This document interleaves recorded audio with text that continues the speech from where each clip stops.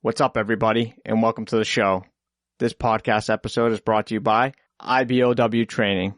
As you know, we talk about training pretty frequently here on the show, and the IBOW has some amazing people that they work with in their network. Are you a designer, rapper, sign maker, or beyond? If you want to invest in your creativity for the future, IBOW Training is the right choice. IBOW is the nation's first training organization to offer training in all aspects of the rap industry, from quoting, design, printing, production, and installation. They offer a variety of training options such as training at your shop, group training classes nationwide, and even private design and print profile training through remote login. With trainers nationwide, IBOW offers support day and night by phone, and many of their trainers are within a day's reach for emergencies. IBOW is growing and will continue to support the industry in a positive manner. For more information, please visit ibowtraining.com. We are also brought to you by We Print Wraps.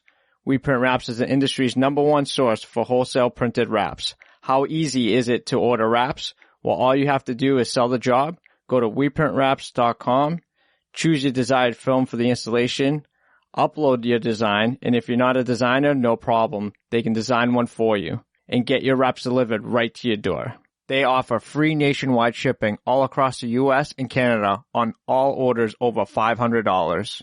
And for exclusive listeners of the All Wrapped Up podcast, you can get 5% promo code when you type in the word All Wrapped Up at checkout to save on your next order today. Less risk, no overhead, wholesale printing.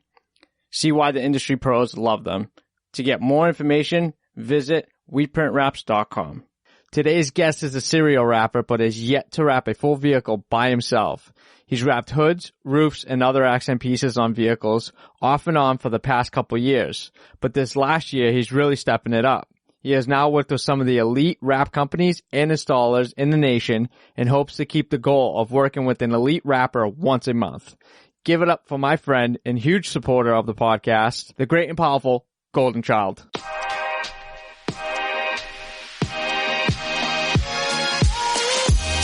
What's up, everybody? Thanks for tuning in to All Wrapped Up Podcast. We'll be interviewing industry-leading rap companies to share tips, tricks, stories, and more.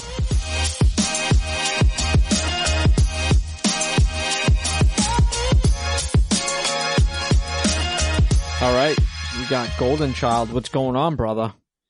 What's up, dude? Happy Wednesday. Oh, hump day. Yeah, this guy knows what day it is. What's up, hump day? I don't think I've recorded a podcast on a Wednesday, like pre-recorded one. Oh, this is a first for me. Popping my cherry. It's a bunch of firsts. I know, this right? It's gonna be a good one, dude. It's gonna be a great one, dude. And, you know, everyone's gonna listen to this and be like, what the hell? I thought it was episode 100, but it's really not. And I forgot to post my thing today that I wrote, and I apologize. I fucked up. Dude, he's slacking.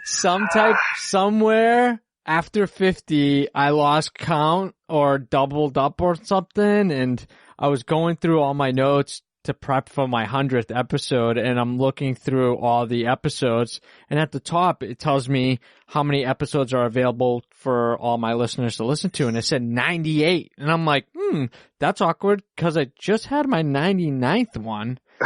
But apparently I only have 98, so I'm gonna have two 99s. Nah, it's cool, man. Math is hard. Don't worry about it. Dude, math is not my gig, as everybody knows. I just, like, everybody's beginning to know me little by little on every single episode. They're like, wow, that dude can't do math. He's not good at sayings because he doesn't remember them. Dude, I was going to bust your balls about math because I'm Korean. You know? Yeah. I got my calculator. It's cool. Whatever you need. I'll be your lifeline. Just let me know. That's going to look for That's going to be a myth, dude, with like Koreans and Asians being really good at math. Is that just like, is that just like down the chain, like your parents instill that in you, like you have to be a doctor? Or dude, I mean, I was adopted, so I think that like genetically, like, yeah, I think that we are predisposed to math, because I was always pretty good at math. Really? It just kind of like, I don't know, it just kind of came to me. Yeah. Wow. But my dad was also a math professor, and so he kind of knew how to explain it to me. but I think they kind of went hand in hand. Like, there's a couple other things where it's like, you bounce back and forth out of, just like Asians are supposed to be good at math, but I mean, am I good at math? Yeah, I mean, I was pretty good at math. I feel like I can count and shit, right? I can count. I'm whipping on my abacus. Yeah, exactly. Tink, tink, tink. Oh my God, dude. Oh, that's insane. So you grew up completely in a different household, being adopted, coming into a family. Now, pre-adoption, was it something from like you were at birth adopted or later on in life? Yeah. Like a little kid. I mean, I was born in South Korea, this town or city called Busan. And then when I was like 6 months old, they shipped me to Rochester, New York. Wow. Yeah, it was like this little crate. It was really nice, man. My parents kept it and they used it like a crate, for crate training. No, I'm just joking, dude. I'm not a dog. For crate training, I'm thinking like you came in like a bassinet. I don't know if you call it something different, but like a bassinet type of thing, and Yeah. No, they shipped me over here, dude. I grew up in Rochester, New York, and I went to high school there. I mean, obviously, I don't have like an Asian accent or anything like that. I don't really know the heritage or the culture. I mean, I'm like a crappy Korean, dude. I need to do some homework or something. You gotta get the little test thing going on. What is it? 21andMe test? Yeah. Ancestry or something. Yeah. Let them know like what I'm good at or where I'm from. Yeah, maybe you might even have other siblings. Do you know if you have any other siblings out there? No, I don't actually, because when you turn 18, you get access to like your folder. Wow. And my dad always told me that, sometimes it could have pictures and phone numbers and addresses, but most likely mine was going to be empty. And then, not to get my hopes up, but when I turned 18, I got it, and it was pretty much empty. Wow. But, I'd always like to think that maybe I have like some twin brother or sister out there, or like, like a movie, like, I was like a famous prince or something. They had to extradite me to get me out of there for safety reasons. I don't know. Oh my God. My That's mom awesome. probably just got knocked up, and then they just left me in a blanket, at like the VFW somewhere. I don't know. Oh my God. He'll have a happier life. I would totally assume that like maybe they just wanted you to have a better life in America or something, Yeah, for sure. Like they're probably just either young or just, wanted me to have a better life. Given Trust that me, my time. life is way better. Yeah, it's way better over here. Like just, hanging out, goofing around. Yeah. Yeah. Have you ever gone, to Korea? Have you ever made a trip? No, man. I was going to go back. My original plan, I was a server in this Vietnamese restaurant like a few years ago, and I just got the job off of Craigslist because I'm Asian. And I was like, I kind of look the part, but I don't speak fucking Vietnamese. But I got the job though, like I did. Whatever, it's cool. People thought it was my restaurant. They're like, they would bow to me, they'd open the door, and they would say, "We love your restaurant. This place is great." And I was like, "What? This is my first day. What are you talking about?" But anyways, were there other Korean servers or other? No, they're Vietnamese. So yeah, there was like Vietnamese people in the back. But I mean, I'm in South Carolina, so there's a lot of people that they don't know. I don't even know the difference between the different flavors of Asian. So some Southern dude, I doubt he's he's half Korean and half Japanese, and that one's pure Vietnamese or something. I don't know. No offense to South Carolina, but it's a broad mix of people in South Carolina. Yeah. But the point though is, when I was at this restaurant, some dude came in, just like a white dude from Georgia, and I told him that I was going to try to go to Korea and teach English, because a lot of my friends are teachers and all that stuff. Yeah. And he was like, "Really? That's cool." He was like, "What city were you born in?" And I was like, "I was born in Busan." He was like, "Dude, you're not going to believe this. I teach English in Korea, and I live in Busan." He's like, "I live in your city." Yeah. And he was like, "It's gorgeous." He's like, "It's so awesome." He's like, "If you can go, you should totally go." And he put me into contact with a couple of different agencies to try to get over there, and it just didn't pan out. But it was really coincidental. It was awesome. That's amazing, dude. What are the odds of finding someone in South Carolina that has similar, Yeah, it was real weird because he's from Georgia, and his wife, like, they flew into New York City because she's like pure Korean. And, he was like taking her on a tour of the East Coast, and they just happened to come through South Carolina and then stopped at like a Vietnamese restaurant. And, they got stuck with me as their server. And, but we were hanging out. He's cool. I should probably hit that guy up. He's really nice. For sure. Yeah. Road trip. That'd be nice. Well, we share a little bit of the same genetics. My great-great-grandfather came from Macau, which is like somewhere near Asia, I believe. Again, math and social studies, not fucking where I'm at, but as far as like heritage, my great-great-grandfather came from Macau. He actually served in the Asian military, and they were stationed in the Azores, where he met my great-great-grandmother.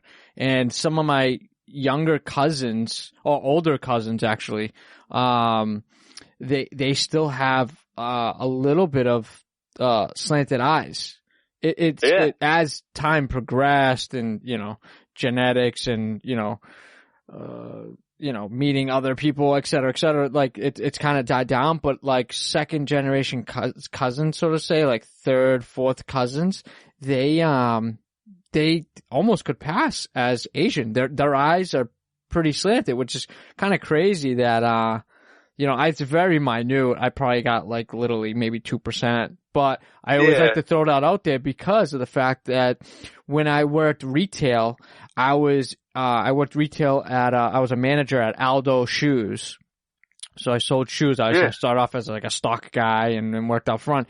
And I met this Asian couple from Macau. It was awkward because they had their backs turned to me, and I didn't see who they were, but they were speaking Portuguese, which is weird because there's still Portuguese speaking people in Macau, which is ironic. Okay. And they turned around, they were Asian. I was like, holy shit. I was like, you guys are from Macau. They're like, yes, not a lot of people know. And I'm like, dude, my great-great-grandfather was from there. And then we started shooting the shit. And man, dude, it's crazy how, the world is just created in the cultures, just like they kind of mesh together. I mean, we're all basically the same people, but like at the end of the day, it's just cool to like see shit like that, Yeah, man, because like there's some people like you'd never guess that, like Shane Lloyd, for example. He's like part Asian as well. Yeah. And I didn't know that, but when I was in Vegas or whatever,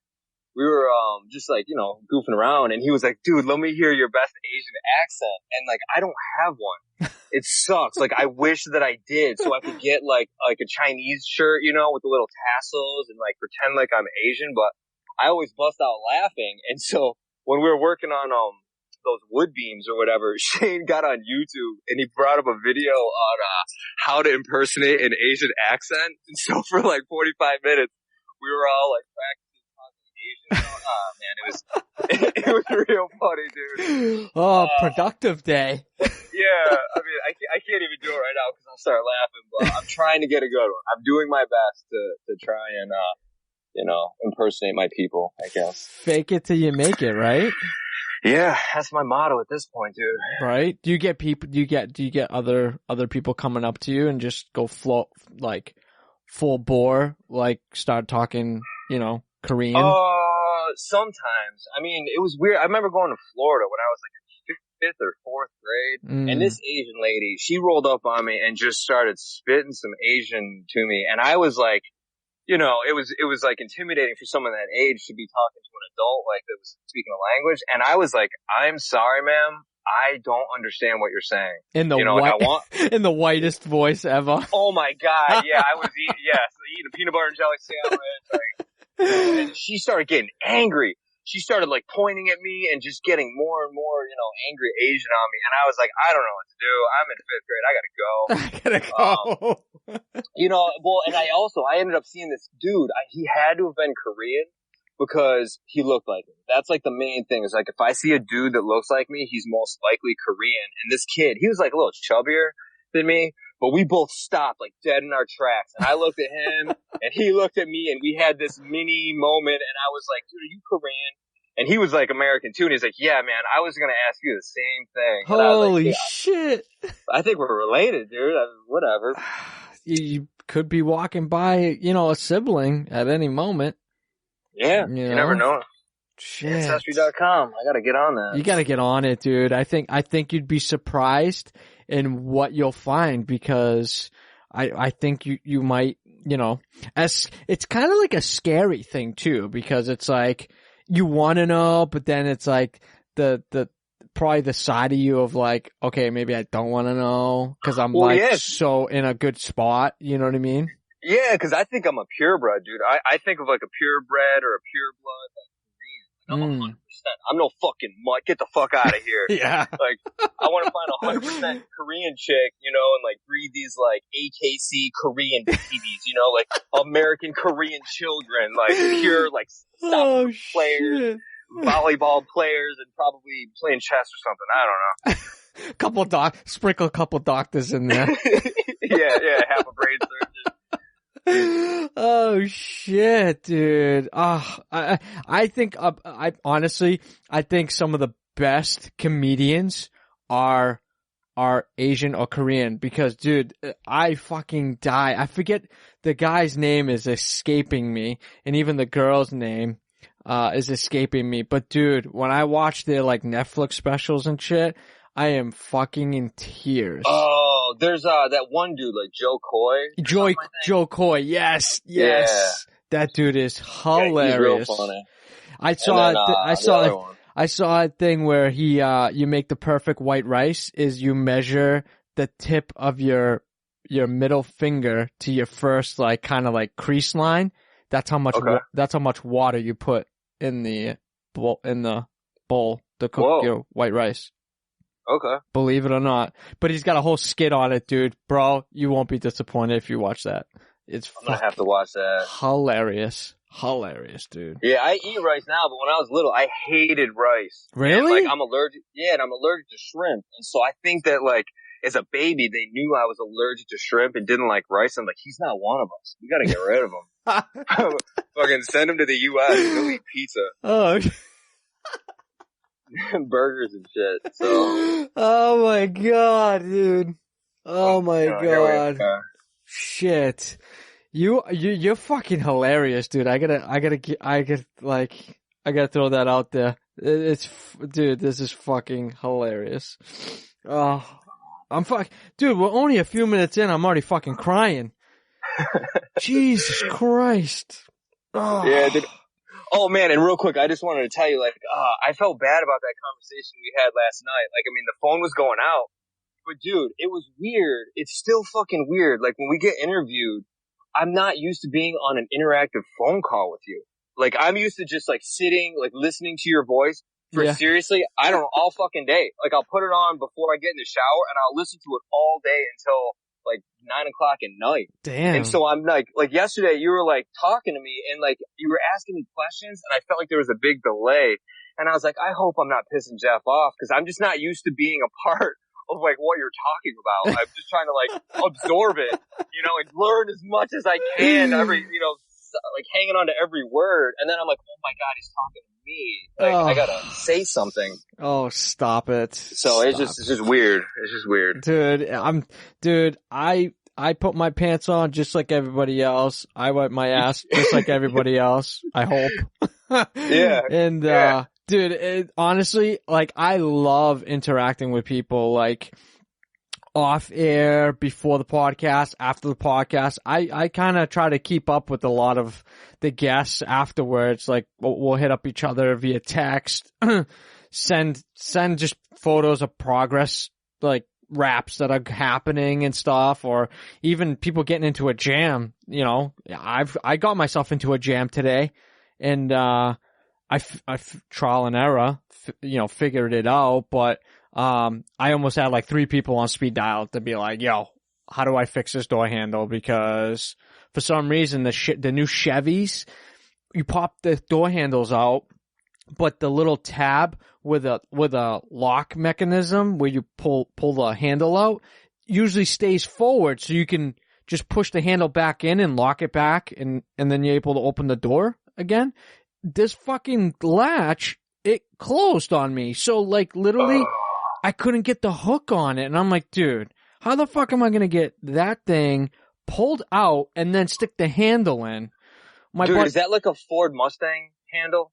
It's like a recessed handle. You can stick all 4 fingers behind it and pull it out. I know there's other cars that do it, and I got jammed up on like a Kia once. The same idea happened, and then there's really no other way to fucking fix it without taking the door panel out. And I'm like, there's no way I'm doing that. And my boss is like, yo, you got to stick a piece of wire behind there, pull the mechanism towards you, and then stick the handle in. I'm like, dude, there's no way that's gonna happen. There's no way.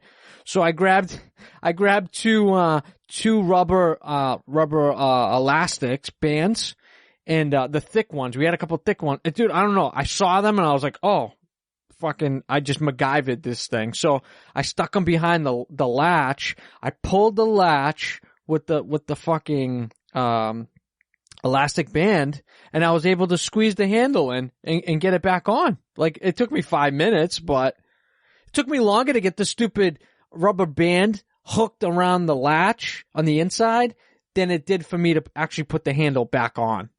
But I thought that was a cool, like, you know, it was a cool little DIY. I almost wanted to video it and be like, yo, if anybody gets into a jam, try this, you know?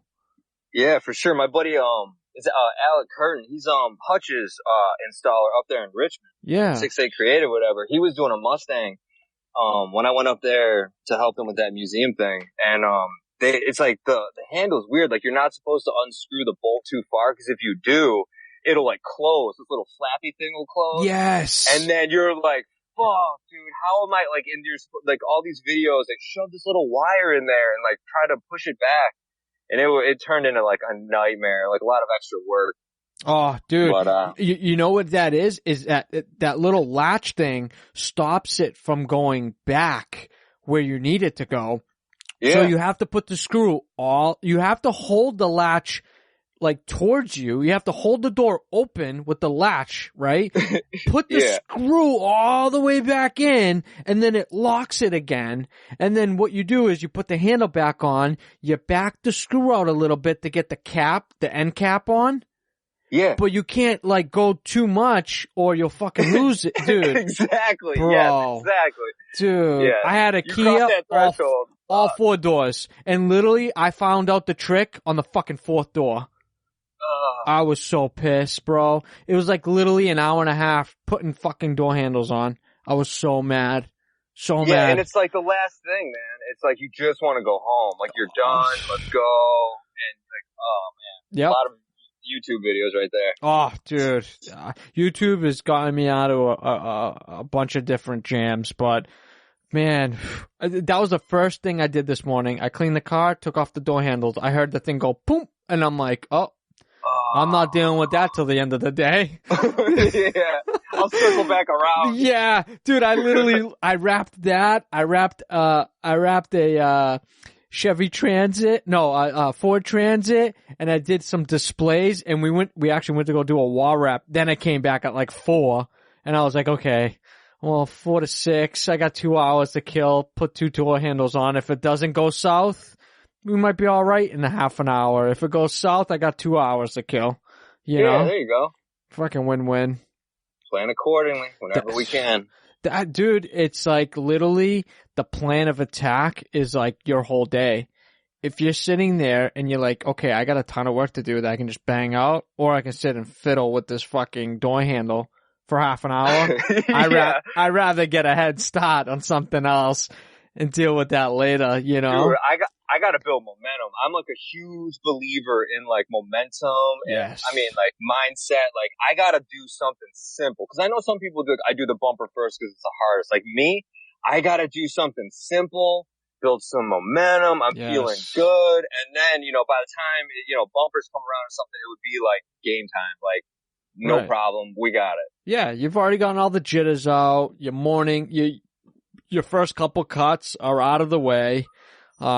You've kind of got a good groove. I'm the same way, dude, building momentum. And you know what? It's your environment, bro, too. Like, where you are in your environment, your music you're playing. Do you get in a groove with music playing really loud?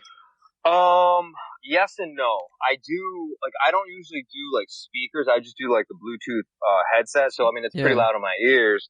But I'm, like, sometimes my body will follow the beat. And so if I'm, like, I have to kind of listen to a slower beat music when I'm doing cuts or something. Yeah. Because, like, I have problems when I'm tinting sometimes, and I'll listen to, like, some EDM or some techno, some shit, and I find myself bebopping around, and then I'll, like, you know, I'll rush one little squeegee stroke or something, and it's like, I should be listening to Jeff or, you know, a podcast or something. Oh, shit. Yeah, well, it's easy, because it's like this, like, you know, you're listening, it's like you have people just talking around you, and you just don't have to talk. Like, I can just do my thing and work, and listen to you, and, you know, just, you know, listen along. Background noise. It's good. Yeah. It's always good. Dude, we had some dance, like house music playing this morning. And it's been the last, like, well, today's only Wednesday, but since Monday, it's been like an ongoing thing, like, of like, just slaying the day, to be honest. We just, house music blaring, like full blast. Yeah. Production's getting pissed because they can't fucking focus. Cause the shit in the bay is so fucking loud. You know, the receptionist up front is like, I can see her through the window and she's just shaking her head like, fuck, that is so loud in there. But I don't fuck with the music, the levels, my boss does. So when, like, he feels a beat and he's fucking into it, he'll fucking put that thing to like -5. And it's like, it feels good, like, in your body because you're like, I don't know. I can't, you almost feel this euphoria of like when you're like in the zone and you see your buddy working real hard and you're fucking there just like squeegeeing, fucking getting into it. I feel like your environment and your music that you play plays a big part on how your day's gonna be productive wise. Dude, it's just amazing. Sure. And it's almost like, I mean, I don't mean to get all hippy dippy, but like some people believe about like, you know, frequencies and like good vibes. And I feel like that karma and that like sense of like team unity, it just like echoes with the people in the room. Like, like all these different jobs that I've gone on, you know, like you have to rap, like you have your initial project, but I was trying to explain to my girlfriend, who I absolutely adore, and I love you, Shanna, you're the best. Shout out. Whenever when we're like doing jobs, it's the stuff in between. Like it's not just putting on the material. It's like, well, we gotta get up there, and we only have this little ladder and like some sticks, and like we gotta figure this out. And so you're constantly problem solving, and you get to where you don't even need to like speak. Like even after the Vegas thing as well, like someone picked up something. Like I think I was dropping Sean off at the airport, and like he had his bags, and there was like 2 bags, and so instinctively, like I just pulled one out and he pulled the other out, and we didn't have to communicate like, hey, do you mind grabbing my bag, please? Right. It was just like the motion, like we have to get this done. Let's just do our part, you know, and just get through it. Yes. And it's a great feeling. I love getting to that point with people. Yeah, and working with a group of people, or even just 2 at a time, 2 people one-on-one, it's just, you find that chemistry, and especially when you get to work with them for long periods of time, whether it's fleet work or, you know, a 2 to 3 day project like you had with, at Shane's with place. Sean. With Sean. That was an amazing project as well, which we'll get into.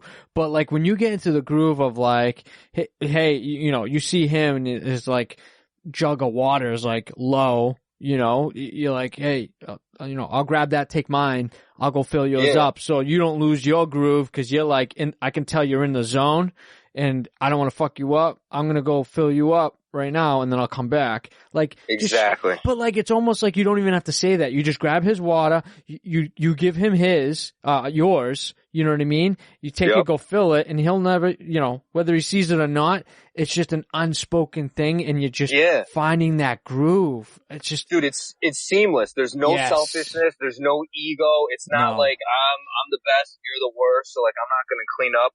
I mean, everybody, like, I've been really blessed with the teams I've been a part of where people clean up. It's not like, you know, since I'm the new guy, it's not like I'm the grunt and I have to do all just the bitch work. Like, everybody helps out. It's fantastic. Yeah. Dude, it's a great feeling of just, you know, just The unity, man. Yes, the unity of it. Exactly, dude. It's like, you can't get that anywhere else. Like, I feel like any other industry, it's always like,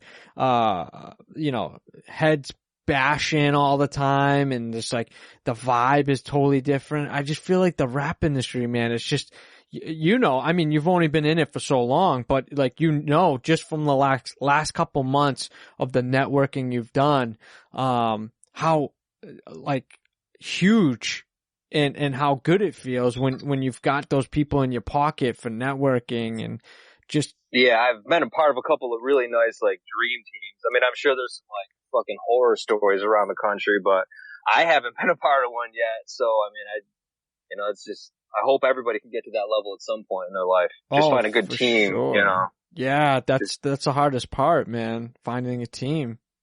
Because that's when you go from like grinding to grooving. Yes. Like I would rather be grooving with a bunch of teammates than grinding with a bunch of like superstars. Like, you can take the number one quarterback from, all these different places and put them on a team, but it's a bunch of people that are like, not just football players, but they're out for themselves. Now, they're all very talented. Right. But if you can't work cohesively, you're just like miserable out on the field. Like, I'd rather be playing intramurals with some kids that are not as good than being around a bunch of jerks that are miserable. Yep. 100%. That's just me.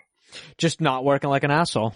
You know what exactly. I mean? Working like an asshole, Working like an asshole, dude. I mean, I don't even know how many times that gets thrown out a day where me and my boss are just like, yo, I haven't even broken a sweat yet. Have you? And I'm like, nah. He's like, we're not working like assholes today, right? I'm like, fuck no. Yes. It's just, dude, like, we grind, but like, we don't sweat. Like, it's just, we're at ease when we rap. We're not stressed out. We're not fucking like, oh, this has got to get done. No, dude, we're going to fucking get it done, and we're just not going to work like assholes. Yeah. It's like good vibes. Good vibes, dude. Like, just, the aura around people is just amazing. It's just, people that I've met, through the path and people that I know, like, oh my God, I love it. I fucking love it. But what do you got going on right now? So you just road tripped it, to New York, right? Yeah, I know you normally ask what you got going on in the shop. Yeah. I actually have nothing going on in the shop because I am not at home right now. Not at the shop. I'm currently in New York City, Yonkers, up here for Dan Nava's IBOW Training. Nice. I'm super pumped. Sean McNair, my new buddy, is going to be, like guest training for the next couple of days. And then I got my buddy Dan Eli. He's passed out up in the hotel room right now. He's from Colorado. But I just met him like at the Vegas thing. And then like last week he was like, hey dude, what are you doing? And I was like, I'm just hanging out in Myrtle Beach. And he was like, why don't you come up to that IBOW training next week? And I was like, fuck dude, I can't, I'm trying to save money for RapsCon. I'm not a millionaire. I'm just, I just don't think I can swing it. And he was like, well dude, I'm going. I'm fucking going. I'm going to go hang out with Sean. I'm going to go meet Dan in person. And so, I don't know. I try to not be complacent and boring. And so I was like, fuck, I believe in reinvesting in training once a year. I haven't had any other trainings scheduled for the summer. And I mean, it's like not even a trifecta. It's like a quadfecta of awesomeness because Dan Nava, I mean, I just did a job for him in Raleigh, and getting to meet him in person is going to be awesome. Him and Chrissy, and then Sean's here. And then Dan's here, and I get to do some training. So I feel like, fuck it. I might as well just do whatever I got to do to get up here. And so I just drove up, man. Myrtle Beach. I left yesterday. I slept at a rest area for like 2 hours, and then I picked up Dan from stupid LaGuardia Airport and traffic. Dude, the tolls here are crazy. I got hit with like $60 in tolls. Get out of here! Like, oh my God! Like I could have. I don't know. I don't even do $60 all year in tolls. Dude, one of my tolls was $30. I was like, oh no, this is horrible. Is that the, I forget which bridge it is, like the JFK or something like that? Dude, they're all named after people. I don't know. It was the one where you got a ticket and then I went to the end of that ticket. You see all the money? It's like $3 for the first 2 miles, $10 for the first 10 miles. It's like, damn, my exit's the last one.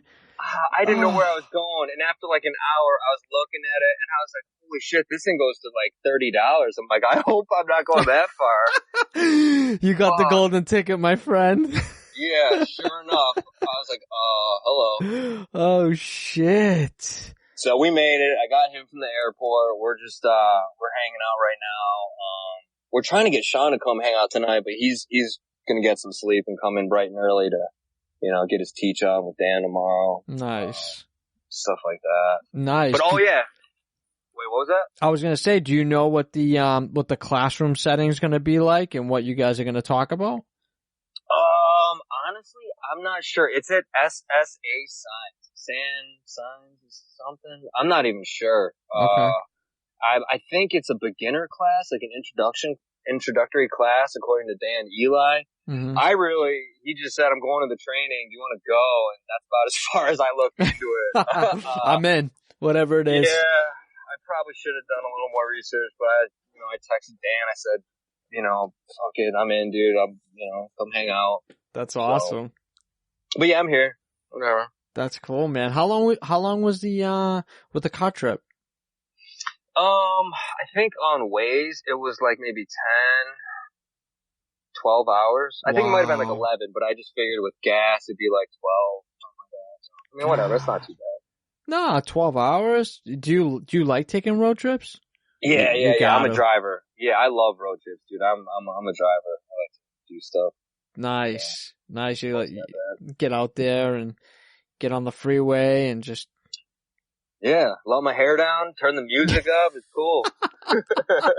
Oh shit! Oh my god! How many miles do you think you put on your Subi every year? Oh, every year? I mean, I used to drive the average is like 18 to 20. I mean, I've hit 55,000 in a year before. Holy shit. And I've never driven for work. That's the thing. It's not like I'm a truck driver and I drive 50. Like, there was a couple years where I drove 40, 44, 48,000 miles in 1 year. I drive a lot. I used to. God. So. That's crazy. I've driven like 1 million miles, I think. I calculated it. And, I think by the time I was like maybe 32, I had driven about like approximately 1 million miles. Wow. And I was like, yeah, it's like, that's a lot of miles, dude. Like, you figure 15 or 20,000, times however many, that's like, you'd have to be like 50 or 60, to get to that kind of mileage. Unless you're a truck driver. Well, yes, correct. Damn. Unless you're doing it for a living. But, yeah, which that job's gotta be miserable. You're lonely. You're in the car, you're on the truck. If you got a sleeper, sleep in the truck, all that shit. Ugh, I don't know. I guess you gotta like that open road and, carrying, merchandise from point A to point B and whatnot. Yeah, it's definitely a lifestyle. I mean, I know some buddies drive trucks and it's, and he's super social too. My boy Jonathan, he's actually the guy that got me into vinyl. Really? But yeah, like some people, you'd think you have to have a certain personality to spend so much time alone. Yeah. But some people just love it, man. Go travel the earth, dude. Yeah. Explore. Go see all the different, states and shit. I mean, I guess that's kind of cool. I go to little stops here and there that nobody else would stop at and you're the only one that knows about it type of thing. Yeah, and you're on your own schedule. Like, you don't have to get off because, like, some kid has to pee or, so-and-so's hungry. Yeah. You just do whatever you want. That's it. As long as the package is there when they say it's supposed to be there, it's all good. Yeah. Amazing, dude. So, you had mentioned your buddy, what was his name again? Anthony? Jonathan? The one that got me into vinyl? Yeah. Talk to me a little bit on how you got introduced to vinyl, because I know you come from a different aspect of, semi-industry doing the window tinting. stuff. So tell me how you kind of got wrapped up with the window tinting and then merged into the vinyl wrap side. The tinting thing, I graduated high school in like 99 and I went to college in Edinburgh, Pennsylvania. It's over by Erie and Pittsburgh. Mm-hmm. And there was no car club there. It was just like me and a couple buddies that had, they had cool cars. I just had a little Mazda and like I thought tinted windows looked really fucking cool. But as a broke college kid, I didn't have like $150 to do it. And so I went home in the summertime to a Z-Bart, which is like a nationwide like stereo speaker, moon roofs and stuff like that. Yeah. And, I was like, are you guys like hiring for tinting? And I just got really lucky, man. And they were like, yeah, actually we are.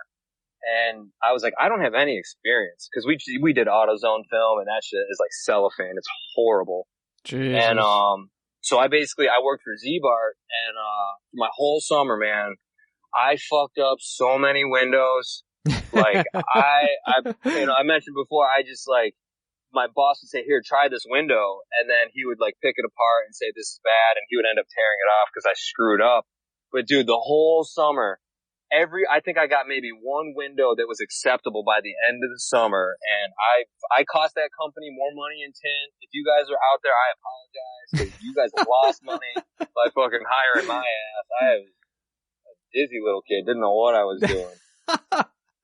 A dizzy little kid. Oh my God. That's awesome. But I mean, I figured it out. It's practice. If you guys ever want to tint, just get a roll of film, practice, and you'll burn through a lot of shit. You'll figure it out.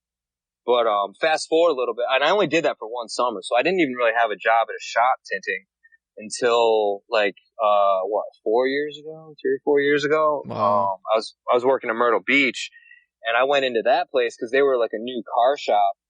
In town. And I got into the car scene like 4 years ago. Like I had never been to the drag strip before that. No autocross, no drifting, no shows. All I did, I just drove a car.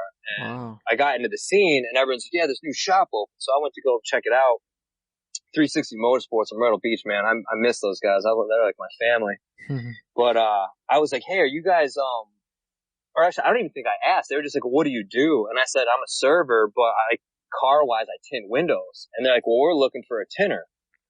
They just had a guy like quit. And so there was an open bay and he was like, I'm looking for a tinter. And so I just got really lucky and started tinting, through the shop. And, one of my buddies, Jonathan, fast forward to the vinyl, he, was like, hey man, he's like, I know you tint, but, I'm vinyl wrapping my hood. Cause he has like all these cars. And I was like, yeah, okay. What do you mean like vinyl wrapping? And he was like, you don't know about that? And I was like, I have no idea. And he's like, well, come to my house. And, we were hanging out and he's like, it's kind of like a big sticker. I said, okay. And, the idea is I was going to be his helper. I just was going to be an extra pair of hands. He was going to show me what was up and I was going to just use what little experience I had to help out when I could. Yeah. And, we wrapped, he has like an RX-8. We have 2 RX-8s and we did like a hood. And when we were done, dude, it looked really good. I was like, man, I got a bullshit Subaru with like clear coat flying off. Can we do my roof? And he had like 6 rolls of this stuff, just like 5D carbon because he has, like 3 cars and he was doing hoods and roofs on all of them. Wow. And he was like, yeah, dude, let's do it. We were kind of fucked up, like midnight, like dark out. I had like bird shit on my roof and like a dirty towel and like that was my prep. Like I just kind of wiped it off and, we did my roof and I still have it on right now. I mean, it's not perfect right now, but I mean, it was pretty good and I liked it. And so, if that was like the wave of the future, I like to learn new things and do fun stuff. So started, trying to get YouTube certified and all that. Oh, you're dropping some shit right now, dude. I'm crying. Oh, yeah. My God. I mean, I sniped enough videos on there and I fucking went to take the test and failed the first station and it's fucked up. And I'm just like, dude, it takes time, dude. I honestly, I'd love to take a certification. I don't think I'd pass. I'm just too stuck in my ways, like my flow, the way I do it, that, for me to change my habits, I always talk about this. It's not that I have a bad habit, but I have my way of doing it. And to do it a certain way, to be timed and then critiqued on it, I don't think I would be able to pass. Not that it would be the wrong way to do it. It's just my way of doing it. Yeah. So yeah, it's just different. yeah, Like, and I noticed that too with some of these jobs, because I always feel so shitty, you know, and I want to be as transparent as possible with these guys. Like, listen, man, you know, like, I'm not certified. I'm a fucking new guy, but I'm willing to show up and try, and, you know, I'm not a dummy. And I almost think it's like bartending, where they would rather have somebody with less experience so they can mold you into what they want. Yeah. And they don't have to like combat, you know, your poor techniques or, you know, whatever your routine is. Right. 100%. 100%. And you're surrounding yourself with people that know what they're doing and creating a network where, you know, in doing training, investing in yourself, you're not just out there flying by the seat of your pants and be like, yeah, I can tackle this. And then, you know, halfway through, you're like, fuck, how do I do this? Or how do I cut around a door handle? I don't know how to do that. And then it just becomes a nightmare. And, you know, you fall into like bad techniques. And, you know, you doing training and stuff and networking and asking for advice, that's, you know, that's worth everything. And you and I had a conversation before too. And you brought up a great point. It's not really about your experience. It's about you just showing up. Like that's, you're 90% there. You show up on time, you're courteous, you're eager to learn. You know, you don't have to be the best at it, but just being there means a lot. You know what I mean? Yeah, and you just gotta try, man. As long as you try your hardest, I think that's important. I think I told you before, I got my oil changed once years ago at a mineral muffler. And I gave the dude, I wanted to meet the guy that was working on my car. I gave him $3. And back then it was like a pack of cigarettes or something. And when I picked up my car, he was like, hey man, I just want to let you know there was some loose bolts under your car. So I tightened them up, and then you had some clips broken, but I had some in my toolbox. And so I just threw them on for you. Yeah. And I was like, dude, thank you so much. I mean, everybody wants to hook up. Everybody wants shit for free nowadays. But I think if you can just get someone that's going to try, that's worth more than any kind of a discount. Because that guy could have easily just changed my oil and dropped my car and given it back to me. But he went above and beyond, and just, you know, 20 seconds, you screw down a couple of bolts, put some clips in.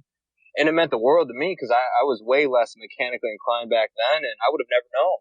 Right. So, you know, just getting someone who will show up and just try their best. Like, and the same thing with tinting. Like, I tell people, I'm really lucky to have like a decent following in my area, and, you know, I love all you guys out there that support me. But I'm not the best tinter in the world. I'm not the best tinter in Myrtle Beach. I'm willing to try, and I try to be as cool as I can with my customers and just help them out as much as I can. Yeah. And, you know, it's working, you know. Customer service, that goes, you know, the price can be the price, but your customer service, man, that could potentially be the make or break deal, you know. You gotta try. Yeah, you don't feel, dude, you know how many times I don't even know, like, I've had so many scenarios where it was either like a restaurant, going out to a restaurant, or even like, you know, going out to like a shop, you know, a store. And I'm walking around, and I got something in my hand, and nobody's asking me if I'm all set. Nobody's asking me if I want a dressing room. Nobody's asking me, you know, like anything. They're just walking by me. And it's like, sometimes I feel like I don't want to be bombarded with 21 questions. So you're either too much in my face, or you don't even bother at all. Too much or too little. Like nothing. Like, it's not even like a matter of being too little. It's like non-existent. I forget where I was. I was buying my new shoes, and dude, I literally picked up not the most expensive, but the Ultra Boosts, right?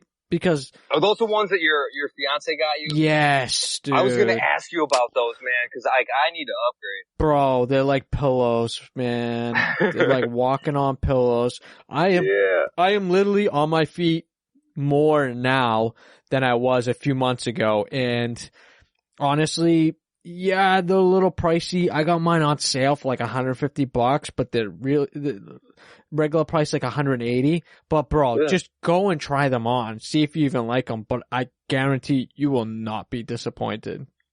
not be disappointed. Yeah, I'm a big fan of footwear, dude. I'm not afraid to spend some money if it's gonna be for a good, cause. Well, think about it. It's your legs, it's your back, your spine, your posture. Like, dude, you got, especially when you're on being a fucking tent guy, you're not sitting down at all. Everything's chest level. So you're literally standing up the whole time unless you have a ramp or some type of system where you're bringing everything like up and you're comfortable, but like you always like lean down, you're fucking hunched over, you're in the car all fucking jammed up and behind a windshield or something. Oh, dude, I gotta tell you, there's the crossover between window tinters to vehicle wrappers are probably a lot higher than vehicle wrappers to tinters. Oh yeah, definitely. Nobody. If you get good at wrapping, you're like, fuck tinting. I don't want to do that shit. Right. God, I'll pay somebody to do that. For real. I'm right in that wheelhouse right there, man. You have to be set up for it. One, where the cleanliness and everything's got to be like precise. And, you get any type of, how often do you get a little dusting and you're like, dude, fucking really? You gotta peel it back up, squirt the shit out of it, get that fucking piece out, and it's micro dots, dude. Like I try to explain to my friends, I'm like, you don't understand, like, you think that, like, I'm working in a dirty shop? No, I leaf blow the floor multiple times. Like, I'm combating 1 grain of sand. If there's 1 grain of sand, that ruins a whole window.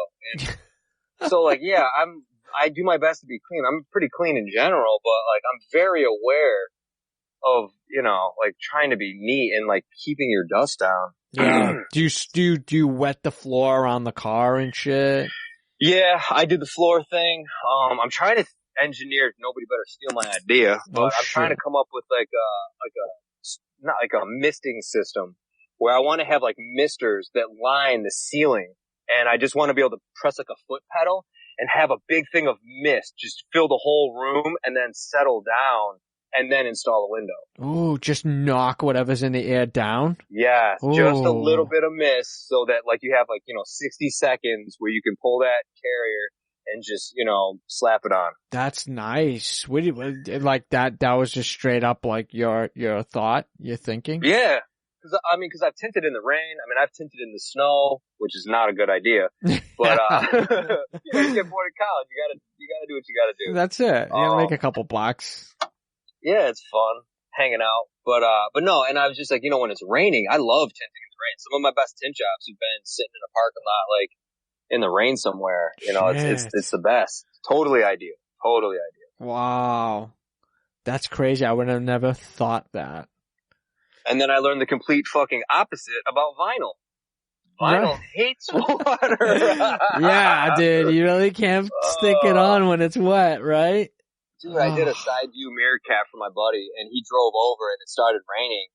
And I don't have an air compressor currently, and so I just dried it up and tried to dry it out. And then after I did it, just moving it brought like a 1 drop of water probably, and started peeling. And I was like, oh, wait a minute. And I was like, I'm a tinter, so I'm just trying to like evacuate the water. Yeah, and I was like, it'll be fine. It'll be fine, dude. Give it a couple of days. If it doesn't work, I'll redo it. And it got fucked up. But lesson learned, and it was, a tiny little piece of vinyl. It wasn't like a blue chrome bumper or something. Right. Dude, so, I gotta tell you a story. So, when was it? Was it Friday? Yeah, it was Friday, right? We had this commercial job that came back. The guy's like, yeah, we got a bubble, that just ended up, happening. I just need you to kind of do your thing and flatten it down. He had gotten it done, I don't know, a couple weeks before, and he just noticed it, and we're like, all right, cool, whatever. It happens. You miss a spot, whatever. Usually they come back within a day or two. This guy decided to wait a while. And, bro, me and my boss were like, yeah. He's like, yo, just grab your little 3M prick tool and a torch and a squeegee, and we'll just fucking take care of it. Dude, he walks around the passenger side towards the back bumper. I'm walking around the driver's side on the front bumper, right? We both meet on the back wheel well, in the middle of the car. Mind you, it's a, Chevy NV 200 or no, Chevy NV 250 or something like that. It looks like a Ford Transit, right? Yeah. And you know, like I've said this before, in the gaps of the body, there's this rubber gasket, seal, caulking thing in the middle where when you wrap over it, you have to cut both sides of it, right? Yeah. So apparently it got cut. It got cut from the top, and then the seam at the bottom that's like, I don't know, 18 inches didn't get cut. So we've been having rain like fucking crazy the last couple weeks. Bro, tell me how the fucking vinyl was like a sack of water. Like legit a sack. Bro, I couldn't put both of my hands around this fucking thing. It was bigger than that. It was bulging out like a fucking zit. It was fucking, bro, I pricked the bottom of that thing and it just water just fucking squirted at me like crazy.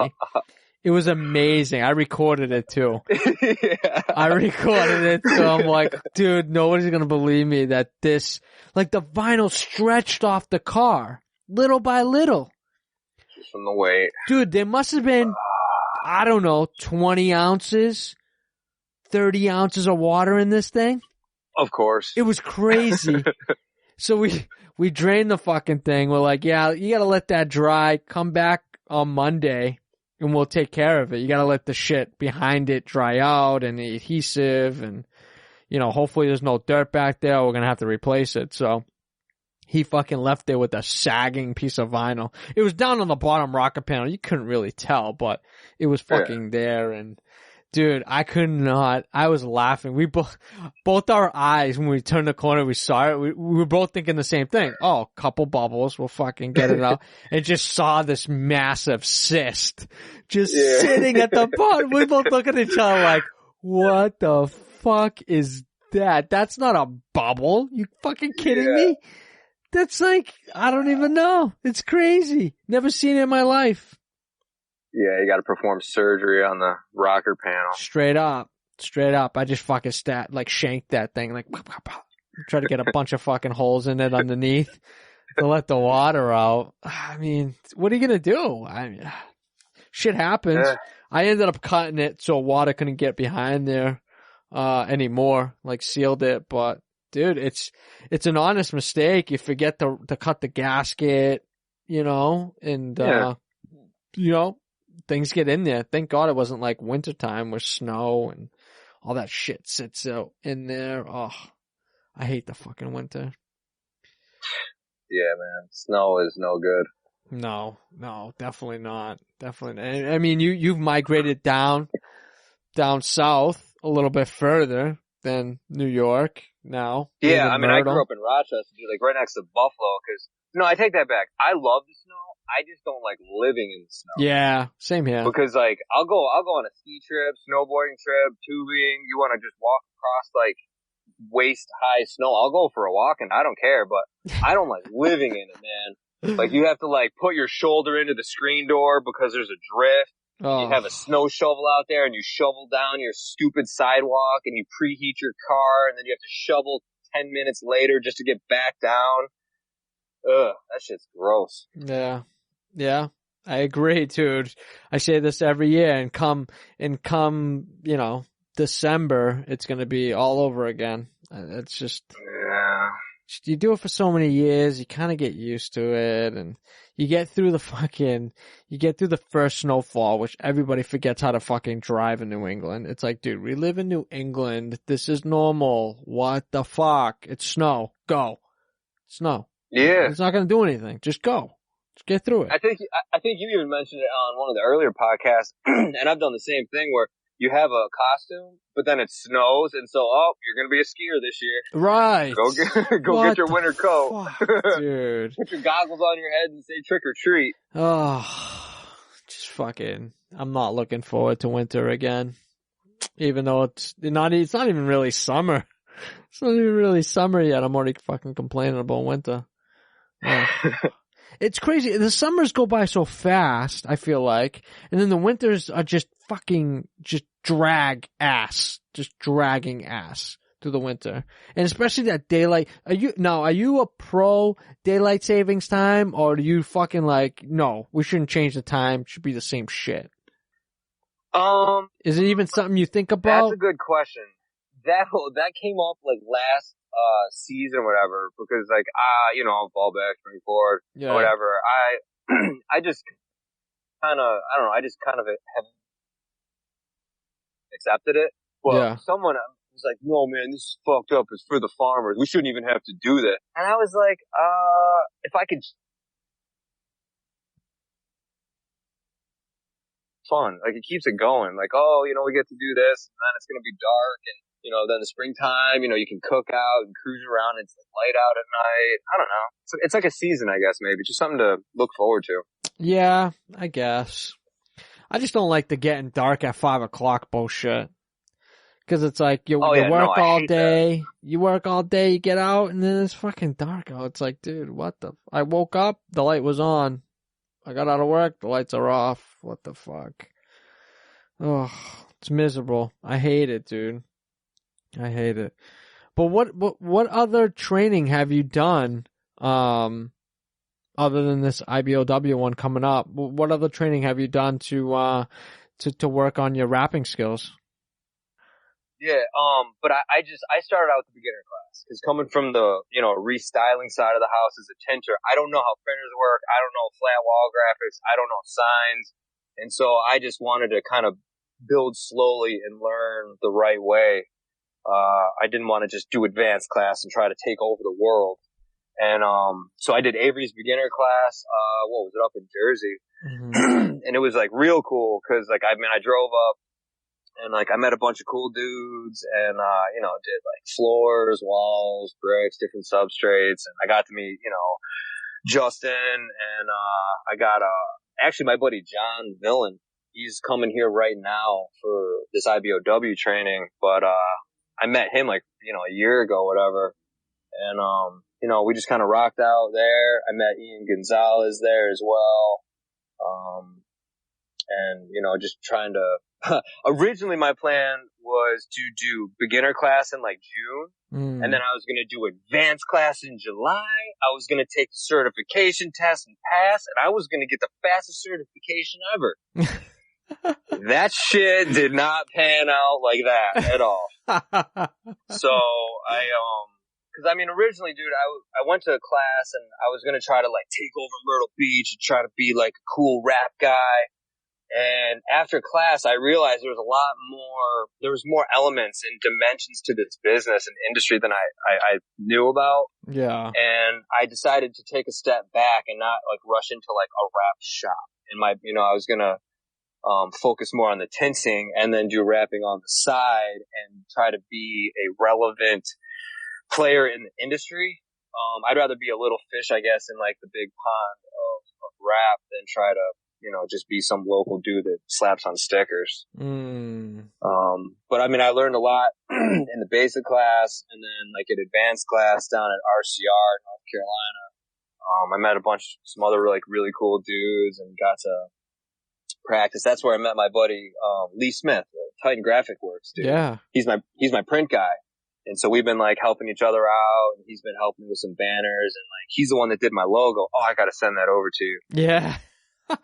My bad. But yeah, I got the logo thing going. He just like smoothed that thing out for me this morning. He's the best. And like he even came to Myrtle, because Myrtle Beach, it's like the number 2 most driven to beach, besides Daytona, Florida. That's a random fact. I used to sell timeshare. I don't know if that's accurate, but people always come down. And so like Lee was like, dude, I'm coming down for family vacation.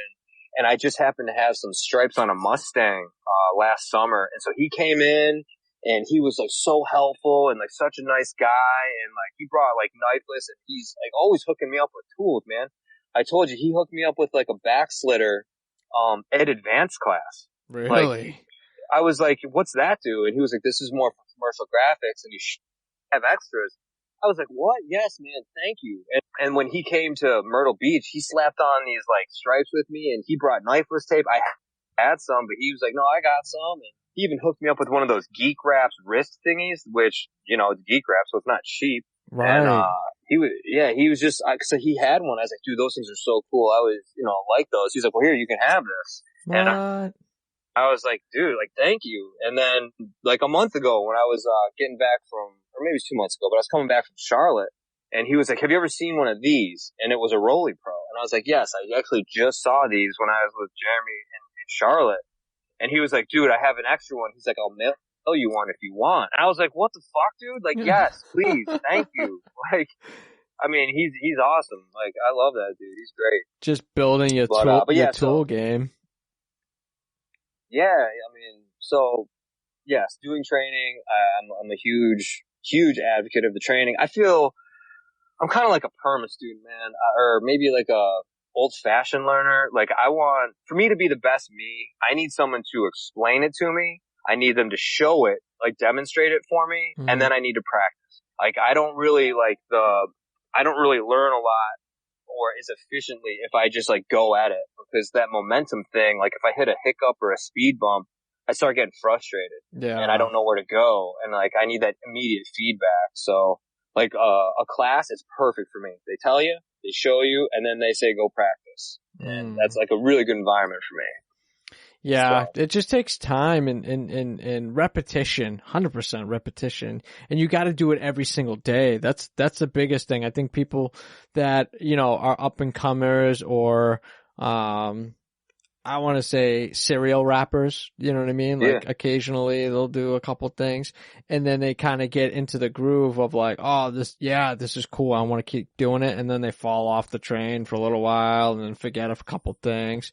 Man, you literally have to do something every day with vinyl, whether it's doing a corner of your hood, doing a door handle, 15, 20 minutes a day, at least doing something.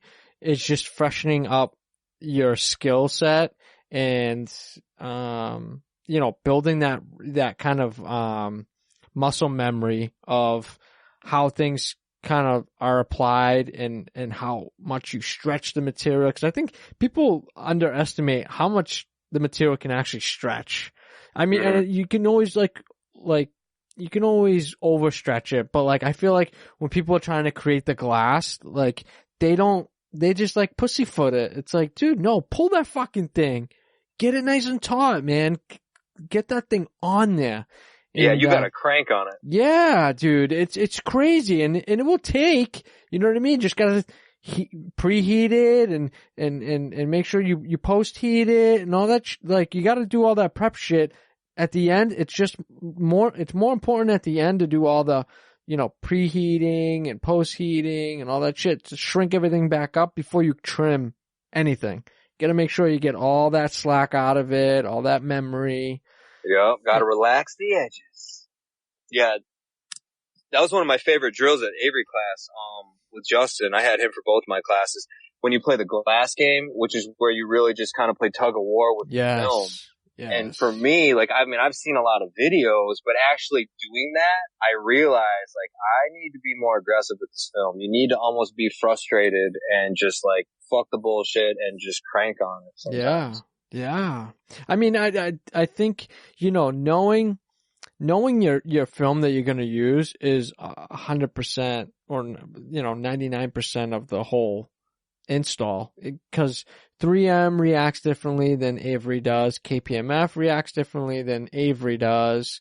It's just the aggressiveness, the attackiness, the slidability, some materials you can't, pull the skirt off the whole thing. You got to keep a little bit of the liner on, because if you start getting ahead of yourself, that aggressive tack might fuck you halfway through the car. Yes. And now you're over there pulling strings trying to pop the thing off, and then you got a fucking wrinkle in the middle, and you're by yourself. You're like, fuck, how the fuck am I going to heat it over there? I'm all the way over here. Yeah. Fuck, you know what I mean? The slow and steady wins the race thing, it goes through my mind like every day. Because if you can go really, really slowly, you'll be fine. But then you're eventually like, well, maybe I can speed it up. Yeah. And maybe I can speed it up more. And it's such a delicate balance. because it takes one, you get ahead of yourself just a little bit. Forget and it. you're like, fuck, 20 minutes. I'm fighting and swearing the whole time. Like, why didn't I just like be a little more patient? You know, like, what was I thinking? Yeah. You know what? After getting so many cars underneath your belt, I feel like you don't think about what you're doing. Your body just does it. Your hands just move. You do what you're supposed to do. And it's almost like you're not even kind of consciously thinking of what you're doing. It's just, you're putting it on.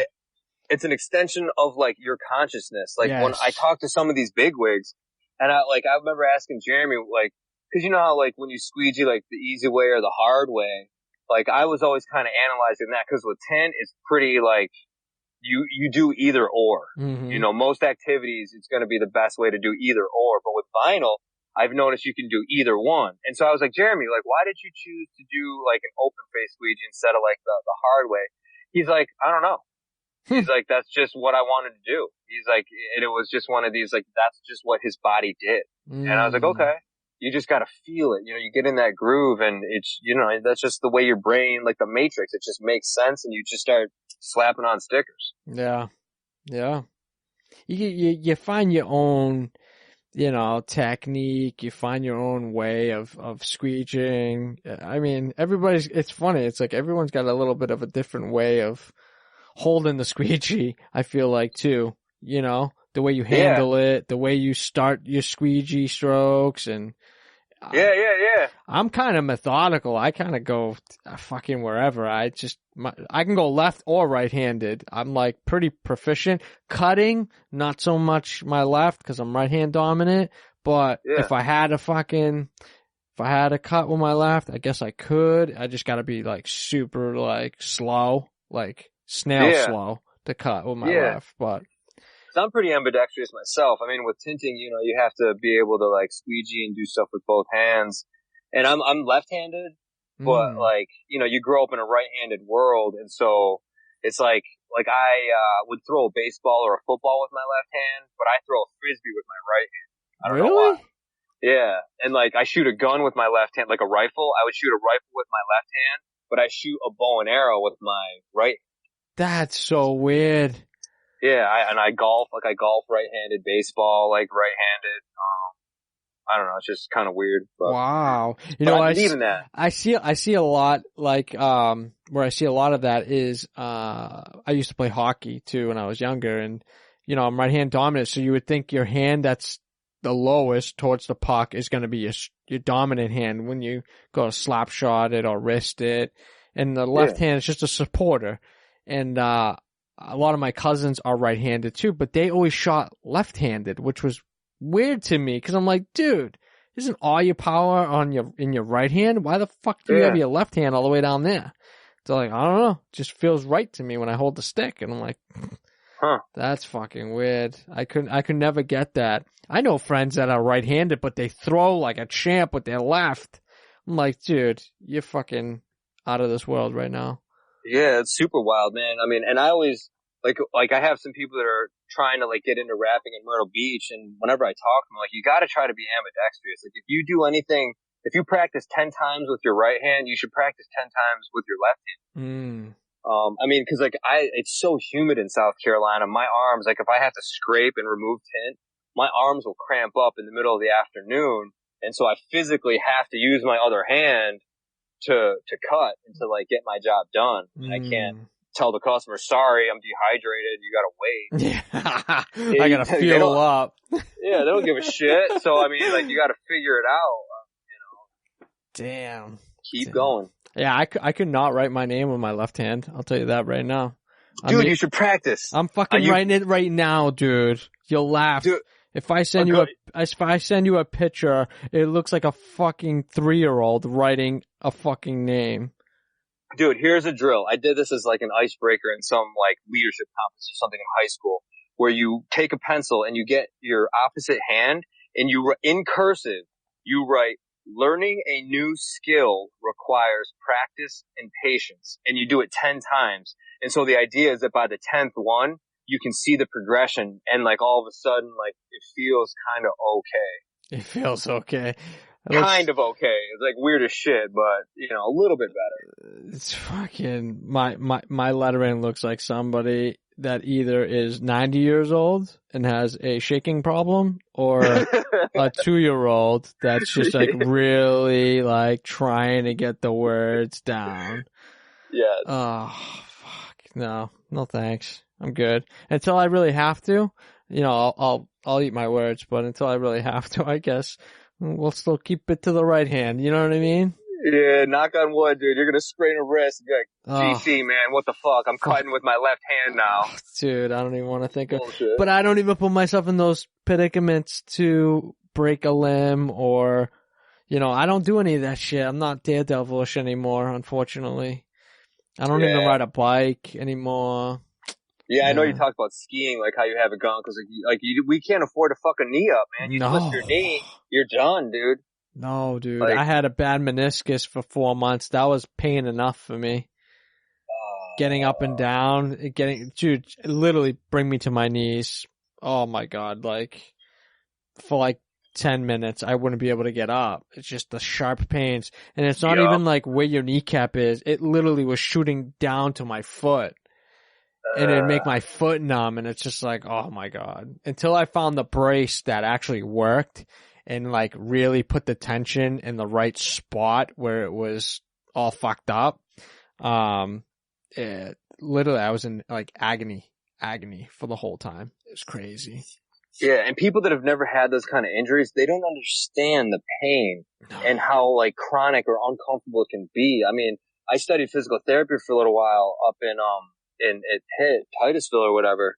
And, you know, you learn about the brain and the body, and like I've had sports injuries, and you're like, man, that's like everything is connected. And it only takes like just like you were saying with your shoes. Like if your ankle's off, your knee is off, and then your hip is off, and then your back is off. And it's a slippery slope, man. You can mess up, like you think like your shoulder's broken, but really you just got to get some different shoes. Yeah. I gotta go see the chiropractor. My girl sees a chiropractor once in a while, and she always tells me to go get adjusted. You know, that'd be good for me. Dude, I've watched videos on YouTube where people are laying down and you got your feet together and then one leg is like extremely longer than the other. And this person, chiropractor, man or woman, is like literally leaning on your back and doing this and doing that. And then all of a sudden, 10 minutes later, all of a sudden your feet are like in line. It's like, dude, that's scary. It's weird. It's like that voodoo, like, but you can see it. It's not fake. Like, I can see you just, like, changed his body, like, his everything. Dude, it's like, it's amazing that, you know, you don't have to do a surgery. You don't have to, like, do anything internally in order to fix an adjustment like that. That is so crucial for somebody that is honestly always on your feet, always stressed. Stress is like probably one of the biggest things. The stress, you know, that you have mentally and physically on your body, even though like rapping to people, rapping doesn't look like it's fucking like like you're not working out, but holy shit, your hands, your forearms, your shoulders, your back, holding the rolls of film. Oh. Dude, yes. Oh my God. I learned that when I went to Charlotte. Like, I thought that like tinting, like I use a rolly stool when I tint. And like if I don't have my stool, I like bitch inside my head, like, oh, I gotta fucking bend over at the waist. Dude, when I went to fucking Charlotte and we're like up on scaffolding, on ladders with like leaning and stretching, and you have to like get the scaffolding up the stairs, and then the graphics. These ginormous rolls of graphics. I was like, this is a fucking workout. I was like, you know, whenever you're up in the air, you get back to flat ground and you're like, oh man, it feels good to be like stable. Yeah. And I'm just thinking, it's really nice to be in a garage, like my little garage where I walk in a circle on flat ground. It's really not that bad. Like bending at the waist is nothing like carrying graphics up a little ladder and assembling like scaffolding and stuff like that. All before you even put a lick of vinyl on anything. You're doing all that prep work. Oh my God. Yeah. people don't understand that. Like, it's a full body workout, and you have to be thinking on your feet at all times. Yep. Legit. Oh my God. It's just, you gotta take care of yourself. That's the biggest thing. You gotta, you know, from your feet all the way up, you gotta take care of yourself. It's insane. But, you know, talking about tools too, you know, you've acquired some tools in the process and shit like that. What's your favorite tool right now that you're using for rapping? I don't know. Let me think about the favorite. I just got a bill collector when I was in Vegas. Wow. And that, obviously, that's just a game changer. For sure. Getting a hold of that thing was awesome. I like any of, like, just the 6-inch squeegees, because, like, tinting, you know, you're pretty much squeegeeing at like a 90-degree angle, like perpendicular. And then obviously with wrap, it's that dirty 30. And so you lose a lot of your, like, your surface area if you have like a shorter squeegee. And, like, Sean hooked me up with like an orange, like, soft card. And it was like, when we were doing work, I felt like I was like traveling through time. Like, every stroke was just pushing through. Like, it was so satisfying. But I mean, I have like the pro wing squeegees. Yes. Like, I got the yellow one, the red one, and those little wings. Like, I was going to cut some orange cards for tinting because it lets you get into the corners. Like, it's such a good design and simple. Yeah. It's dude, those things are amazing. The Pro Tools winged squeegees, those are like, those are my go-tos from now on, dude. I always keep a yellow one and a red one in my bag. The red one is like the perfect, even though it's soft, it's almost the perfect, like, I don't know, like the perfect mold that you need for literally any type of graphic. Wall, lettering, straight lettering, you know, regular wrapping, whatever. Like, I feel like I always pull the red one out every single time. You know? Yeah, it's definitely, it's a good go-to. Like, if you could only bring two things, like, I gotta bring the red. You know what I mean? It's coming with me. Yeah, dude. And it's just a little bit longer. It's not the crazy one, because my boss uses like, I think it's like the 6-inch geek wrap one. And I know, okay, you try to get the surface area. I get it. You're covering more, but you're almost not squeegeeing more, because it's not, the whole 6 inches isn't completely, the pressure isn't the same all the way through. So you're leaving bubbles, especially using Avery material. Like, it's really kind of the pressure. You really got to have that down, or you're going back and you got missed bubbles and shit like that. And, dude, the fucking wing-tipped ones, dude, it's like the perfect, just enough. Every stroke is a good stroke. You're not missing shit. It's definitely my go-to as well, for sure. Fuck. Yeah, super reliable. I like it. Yeah. What are you using for blades? I'm an NT guy. You know, I hopped on like the fanboy squad and like the yellow NT cutters, and it made sense because, I mean, for tinting I use the red dot, right? But, you know, it makes sense. Like, it's soft, it's plastic, or not soft but smooth, and you don't have to worry about doing damage to the car. You got 5 blades in there, right? I mean, that's money in the bank, dude. I figured that out when I was also on one of these jobs, because normally when I wrap, I'm doing like something little, like a hood, a roof, a side view mirror, and so I'm not breaking off like 2 or 3 blades at once. Right. But once you start getting into commercial or like bigger jobs, like, you'd have to carry 5 blades on you. You can't be up on top of stuff just shifting blades around all day. You know, you're going to waste half your day. I know.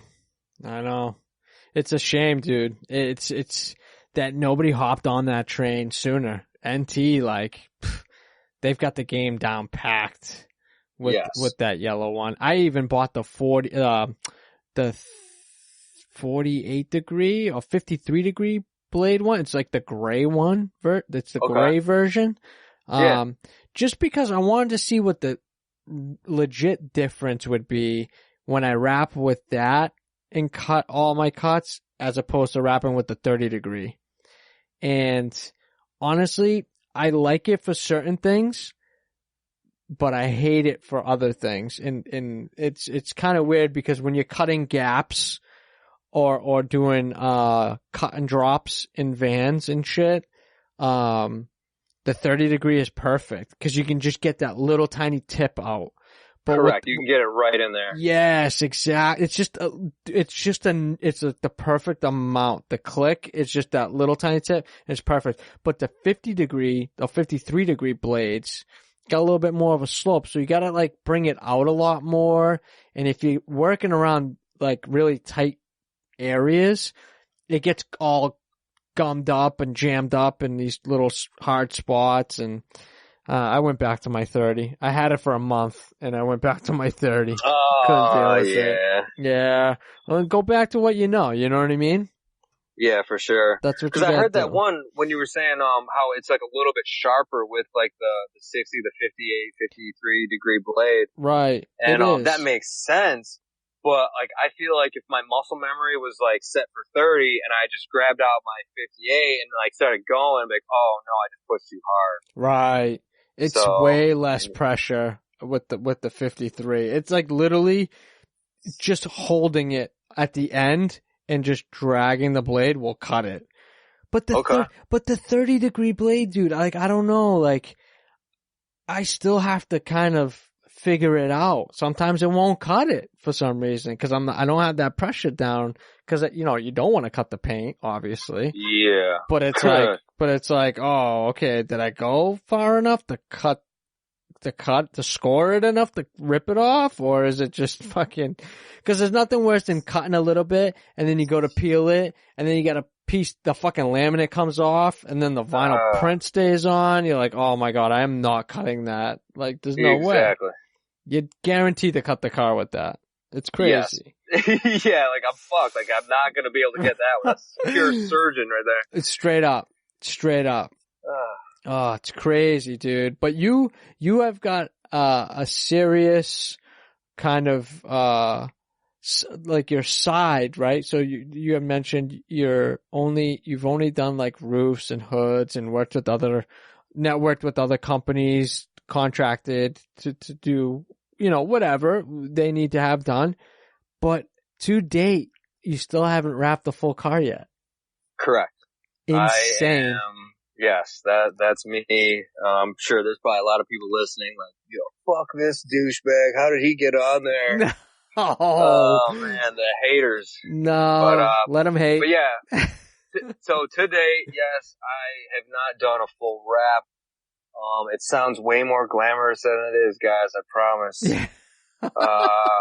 I mean, I feel like I have the skills to do it, you know, with the restyling, I'm under the microscope. So like, right. I'm pretty nitpicky.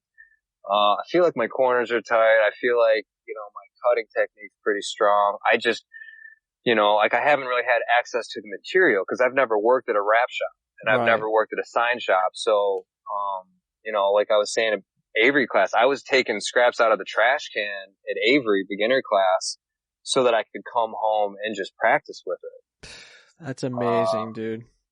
If that doesn't show dedication and, you know, whatever for the industry that you're taking scraps out of the barrel to fly home back with you to practice, that's like insane. Yeah, well, I fucking drove, but either way. Yeah, that's how you got your 50,000 miles. Yeah, no, that was the one when I was like, I drove up. But yeah, I was like, I just don't have access to the material. And so I was asking Justin, I was like, hey man, is it cool? Like if I take this and I would just, after people would practice, I would go with my snitty cutter and there's like, I mean, it's kind of gross, but there's just other trash and stuff in there. And I would just slice off the clean part. And I just made this little pile of random shapes and pieces. And I was like, I'm going to go home and, you know, I'm going to figure this thing out and just practice on whatever I can. Wow.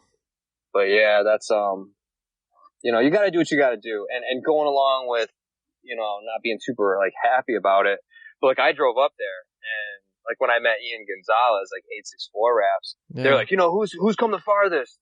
And then they were like, you guys are from South Carolina. And I was like, yeah. And like, how long did it take you to drive up? And Ian's like, I flew. And I was like, well, I fucking drove. And everyone was like, dude, you're crazy, man. I didn't even want to drive an hour. Ewan was like, yeah, man, his old boss, you know, before he went on his own, like paid for like his class, his ticket, his hotel, per diem, and all this stuff. I like went up there. I had to like take a loan out to get there. And, I slept in my car the first night because I couldn't even afford a hotel. Like, Wow. I didn't have much of a plan. I knew I needed to go to class. And then thankfully, the second day of class, I guess it'd be the first day, but I met this guy, John Villa, who's coming over right now. And, he was like, well, dude, don't sleep in your car. He's like, I got a hotel room. He's like, you can crash with me. And he was like really cool. And like literally right now tonight, I'm about to repay him because I hit him up, last night and was like, dude, why don't you come to this IBOW training, man? I'm coming up to Yonkers. And, he was like, I can't really like swing it right now. He's got a lot going on, short notice. And I was like, fuck the bullshit, dude. Just come. I'm like, you know, I'm like staying in this hotel room with my buddy Dan Eli, and Eli even extended this room to me for free because he hit me up last week. He was like, dude, I'm going up to that training with Dan and Sean. He's like, come. And I was like, I can't afford it. And he was like, you can stay in my room for free. Well, long story short, I got lucky with an extra job this week. And so I made some money to give Dan Eli money for this room. And then I told my boy John, I'm like, dude, I got your back for this room. Like, you let me stay with you last year for free. So I'm going to let you stay with us for free. Just come hang out, man. Like, let's go learn some shit. And so it just comes full circle, you know, just spread the love. And, you know, I'm just like, even right now, I'm like looking around the parking lot waiting for him to get here. And, it's cool. Like the rap family, you know, we're just trying to hang out. And he was kind of like, man, is your buddy Dan going to be pissed that I'm coming? And I'm like, no, he was like, more the merrier. Like, come on, man, let's do this. Let's have some fun, meet some people and, you know, hang out. That's amazing, dude. It just, it absolutely 100%, you know, comes full circle, and it's super humbling to have people like yourself, you know, given the predicament you were in, sleeping in your car, like you take the class, you drive however thousands of miles to get there, you do your thing, you're cutting up scraps, you're bringing it back home, you're sleeping in your car. Like if that doesn't show dedication and, you know, humbleness of trying to learn, and even back then, because I know we had talked before, you know, you weren't financially in the biggest, you know, the best spot you could be to take that class either. You kind of, no, hell no. You know, I'm a little broke back bitch in Myrtle Beach, like trying to make it, you know, tinting cars and stuff like that. And, you know, it works, but I know that, you know, reinvesting in yourself is like super important. And, you know, if I gotta try to figure it out and take a loan, you know, I'm in. Like, you gotta do what you gotta do. Yeah, man, cause it will pay you back tenfold.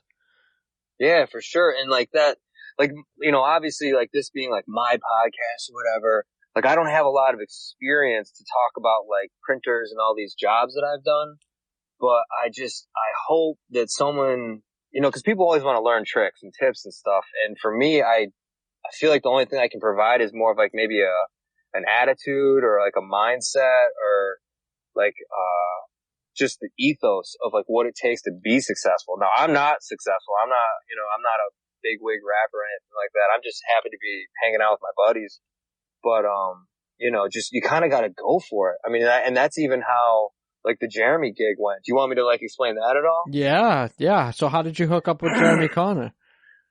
Well, for me, technically I've been in the rap industry for 3 months, I would say, like the beginning of March or whatever. I took the classes a year ago, but, you know, just doing little stuff. I don't have experience with a shop, and Ian Gonzalez hit me up and was like, hey bro, you want to go to Charlotte and do some commercial graphics? And I was like, fuck yeah, dude. Like, thank you so much for inviting me. What are we doing? And he was like, well, we're going to the Spectrum Center to work with Jeremy Connor. And I was like, wait, you mean like that famous dude or whatever? I'm like, what the fuck is he doing in Charlotte? And he was like, well, he lives there, and that's like where his shop is. And I've worked with him before. And, oh no. What happened? And, that was like an alarm on my phone. Sorry about that. Oh, no worries. But, And Ian was just like, yeah, I have a guy I normally work with, but his attitude was kind of fluctuating. And he's like, he just wanted to give me an opportunity at the, to hit the league or whatever. Yeah. And he was like, you got like a walkboard and like a ladder or scaffolding. I'm like, I don't know what that is. And he's like, Jesus, I'll bring one for you. And, I was like, I didn't know how much I was getting paid. I didn't know what we were doing. I just knew that I got invited to go to Charlotte. And so one of my buddies picked up his car like late. And so I didn't get a chance to take a nap. I fucking left Myrtle Beach at midnight. I drove 5 hours in the dark. I got to like Planet Fitness. I slept in my car for like an hour. And then I cruised up to the shop and Ian wasn't there yet. And, he got this bald Korean dude rolling up on Jeremy Connor. I was like, hey, happy Sunday, sir. I'm like, I'm GC. I'm here to help you with some graphics. I'm friends with Ian. And he was like, oh, cool, man. Come on in. And like, just welcomed me into the shop, gave me a tour, and was just shooting the shit with me like just a regular dude. And admittedly at the Spectrum Center, it was for like, temporary graphics on brick. Mm-hmm. And so they're huge panels. And I had no idea pulling a back on a big panel would be like that. I'm used to side view mirror caps. Right. And then he threw me a torch. And I told you before, like, I was like, I don't even know how to turn on this torch, dude. He was like, what the fuck? And he like turns it on. And I was just hitting it like a little bitch, like, cause I don't want to burn through a huge graphic and tell Jeremy Connor, oh, sorry, dude, you just met me, but I ruined this big ass graphic. Right. And so I was like, just real scared, like just hitting it real light. And Ian was like, dude, just hit it. Watch, just do this. And he was super patient with me, gave me the best opportunity. I wouldn't even be here talking to you right now if it wasn't for Ian, man. I mean, that guy really hooked it up. And, just hanging out, I got invited back for, the Panther Stadium gig. Wow. Which was like the big one. Just doing those domes. And for me, it was like my first experience. I showed up again and I didn't know how mobile installs work. We were just talking about this earlier, how, like they'll usually like try to cover your travel expenses or your food or your room and board. And I didn't know that. I mean, we went to McDonald's for breakfast and Jeremy's like, get whatever you want. I'll get it. And I was like, holy shit, are you serious, dude? Like, thank you. Like, I didn't think he was going to be buying me food. And then he ended up getting these 2 kick-ass like Airbnbs and like took us out to dinner. And I felt kind of like a douchebag. Like, this guy's really hooking it up, and I mean, he was just such a great, like, first, like, gig. And like the amount of square footage, I don't know what it was, but, like me and like there was, a couple people that flew in at different times and then some people flew out. Well, it was me and Todd Olaf were the last ones there, and he's been in the industry for like 10 or 11 years. He's Avery certified, took like silver at the Rap Olympics one year, a couple years ago. And he was like, man, I'm going to tell you, I feel really good that we're done with that job. That was like kind of a big undertaking. I was like, well, what do you mean? And he was like, dude, that's like one of the biggest jobs I've ever done. Like, that was like some high pressure, like kind of work. And like for me, it was my first experience. And so I was kind of naive and like, oh, okay. Like, it felt overwhelming to me, but I didn't really, I'm just the new guy. What the fuck do I know? But, it was just like a really good experience. And, I met that, Chris Ulmer, Crystal Coast Graphics up there in Jacksonville, North Carolina. I'm rooming with him for RapsCon. He's awesome. Nice. And he taught me some shit. Dude, he just got it inducted into PID, when we were in Vegas. He's such a great guy. And he was helping me and patient with me. Jeremy spent some one-on-one time with me, and Riley, he spent some time with me. He's up in Wisconsin. Todd taught me. It was a lot of helpers. Like, no one had a fragile ego. Like, no one was like a jerk. Like, oh, you're slow. They were all like, no, well, here, did you try this? Or this is what works for me. And Jeremy's like right-hand man, this chick, Brittany, she is like a pure workhorse. Like, she's fantastic. She's a sweetheart. And she was like really patient with me and kind of just showed me like even how to set up scaffolding. I didn't know how that shit worked. And so like it was all just a big new thing for me. And, like everybody, all these people, they're cleaning up after me. Like, I thought I should be sweeping up hair in the back of the salon. And like, if I had backers on the floor, these guys would get down and like ball them up. And they showed me how to just take care of trash properly. Cause, if you're pulling side view mirror caps, that's like a little piece of backer. Right. Well, if you have a 20-foot panel, I remember the first one, dude, I balled it up and they looked at me like No, you need to roll that up, dude. That's gonna take up a whole trash bag. Straight up. Yeah, the proper etiquette of rolling up backing paper. Cause it honestly is a hazard. If someone steps on it, you can easily fall on your ass. Yes. Super dangerous. Oh so, my I God. mean, that was awesome. Like, that was awesome. And then Jeremy, like, tagged me in these posts and made some videos. And I didn't even know about the Rap Society at that point, but some of those videos went on the Rap Society. And then, like, Robert Hutchinson, he saw me with Jeremy. And so he, like, you know, ipso facto associated me with Jeremy Connor. And then, I listened to his podcast, and I think I used to live in his town, one of my buddies up north, and he sounded like a friend from home. So, like, whenever I listened to the podcast, like, seriously, 4 months ago, I was hitting up everybody on the podcast, just sending a message, like, I'm the new guy. And then eventually now I'm, like, friends with some of these dudes, and Hutch was like, well, you know Jeremy Connor, why don't you, like, talk to him about, like, maybe helping you out with, like, the Rap Society? And I was like, I don't really want to, like, bother him, and, like, you know, like, I feel like you got in a fight in school and then your big brother needs to come and fight for you or something. Like, it just didn't feel like right. And so I didn't really want to press the issue with it, but he associated me with Jeremy. And then when he was in South Carolina, this was probably a month ago, he put a selfie on, from a hotel in South Carolina, and goofing around, I was like, yo, what the fuck, bro? You didn't hit me up? And he was like, yeah, I'm down in Somerville. And I was like, well, do you want to do dinner next week? And, I basically met Hutch on a Wednesday, and, it was like a little gym, and I helped him do some graphics and hang some signs. We got lunch, and he was really cool. He posted like a selfie of us. Yeah. And he was like, well, dude, what are you doing for the rest of the week? And I said, well, I don't have any plans. I kind of cleared my schedule in the off chance you needed help. And he was like, well, if you want to go to Richmond, Virginia, my installer is going to do like a museum wrap, and you can go up there. And I was like, holy shit. Okay. And then, I mean, I like met Hutch on a Wednesday, and then the next day, Thursday, I drove to Richmond, Virginia. I met Alec Curtin, his installer up there. He's a super cool dude. And, then we did the museum thing on Friday, and I drove back down Friday, and then me and Hutch got dinner like right off the thruway. And, he was like, so what do you think? And I said, I fucking love this, dude. The mobile installing thing is cool. I like meeting people. And he was like, well, why don't you hit up Shane Lloyd? He's over at Gecko Wraps in Vegas. He just posted up in the Rap Society about needing some installers. And I was like, Shane Lloyd, I'm like, you know, like that famous dude. Like, I've heard his podcast. He was like, yeah, dude, he's awesome. I know him. And I was like, oh man, I'm like intimidated. I'm not certified. I'm new. And Hutch was like, dude, you'd be surprised how far a DM goes, just like you're always saying, man. Right.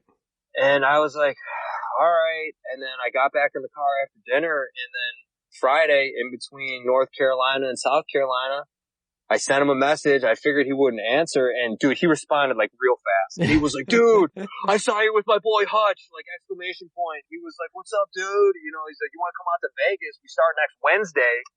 And then I was like, man, I can't really like afford that. I wasn't planning on that. And then I just kind of said, fuck it, and just cleared out and figured out a way to, you know, get a plane ticket there. And I kind of didn't really have a lot of money to get a plane ticket home. And I was going to ask for like an advance of my paycheck to get a ticket out of there. But I figured it out, you know, beforehand, thankfully.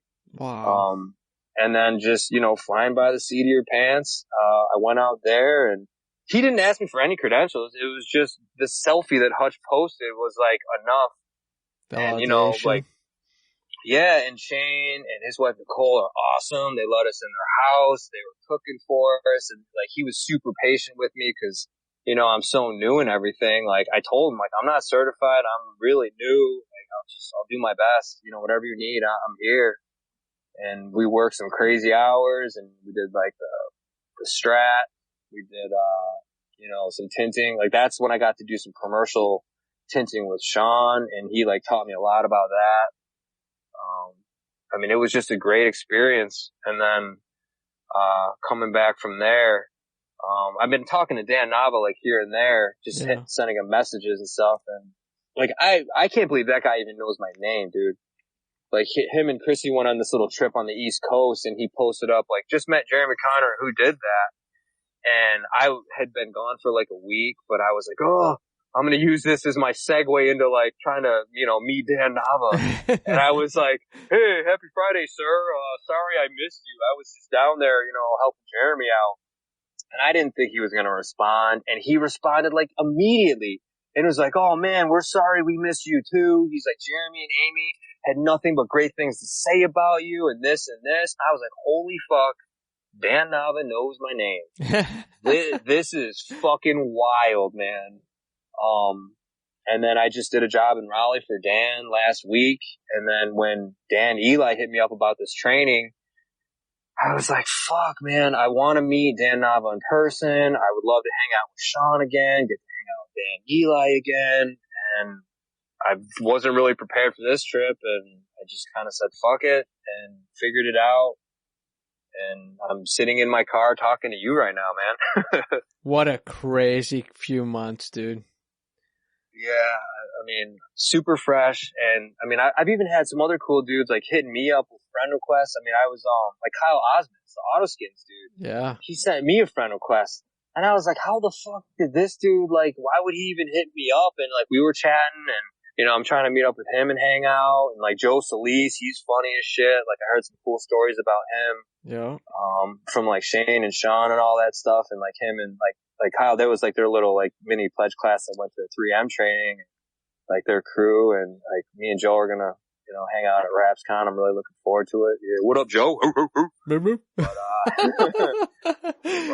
I mean, I'm just trying to hang out and do my best and just, like learn. I mean, I've met like one bigwig per month at this point, and I'm just trying to keep it going, do my best.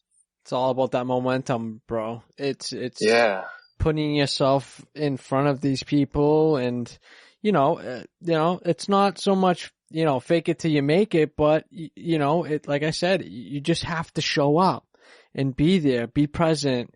And I think anybody will give anybody a shot. You know what I mean? I mean, good help is hard to come by nowadays, and to have somebody, come from, a long distance, traveling, putting in the effort to get there on time and be courteous and learn, you know what I mean? I just feel like there's no other place you could be in an industry, in a trade, that people would be so kind of open arms about, newbies being in the industry, you know what I mean? And being so courteous to their needs, and like, hey, maybe you should try this on this panel. Maybe you'll shave yourself a couple minutes, and et cetera, et cetera. I mean, it just kind of, you're picking up tips and tricks as you go. You're learning about the industry. You're learning about the business. You're learning about the commercial side. You're learning about the, restyling side. At the end of the day, as far as what you would want to come out of this experience and what your big plan would be, what would you think you would be in, I don't know, let's just say, do you give yourself like a 3-year goal, a 1-year goal? Like, where do you want to be in a few years?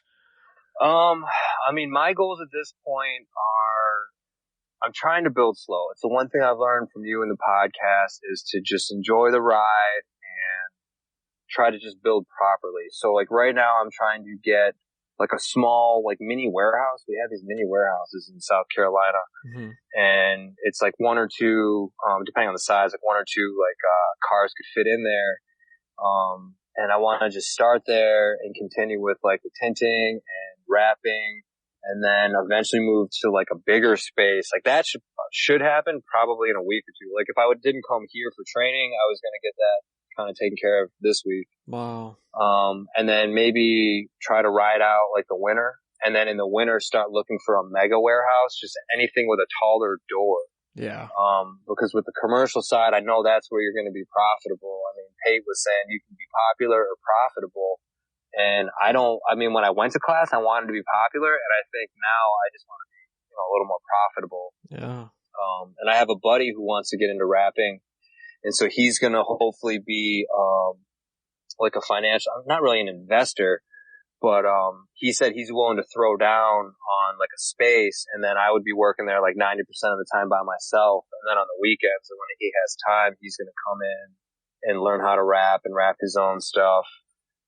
But I just didn't want to put the cart before the horse and try to, kind of jump into business with somebody, even though he's my friend. I'm just trying to just take it slow, and, I'm definitely not a millionaire, but I'm not like bankrupt. I didn't sell like college funds and like, my soul to the devil for some, $1 million printer. I don't want to get in over my head. I mean, I enjoy what I'm doing, but I'm trying to just, know my role and, just take my time. Yeah. Earn the process. You know what I mean? Little by little, step by step. Yeah. And honestly, as things progress and the years go by, you start implementing things as you go, and it starts evolving without even you knowing it's evolving. And then all of a sudden you kind of become this big identity, and you're like, oh, okay, I got to make another move, either to something bigger or figure out, what my next steps are going to be. And dude, it really happens so quickly. And I like that you want to take the small approach, because jumping full bore into something like that and, having the look and all this stuff, it's essential, because that's what sells when people come into your location. Having the presentation usually sells the product before you even say a thing. Usually speaks for itself. But, at the end of the day, not all of us have that financial backer that, you're able to come off the gate that way. So you're coming in with, your competitors already beside you, near you, whatever. And you're kind of just a guy in a bay in a garage that's just, working his balls off, but I'd rather take that route than going all in and then, hustling for work, Yeah. Yeah. And if I do this like mini warehouse thing, it leaves me the option to do, mobile installs, because there will be like less overhead and less pressure on me. Yeah.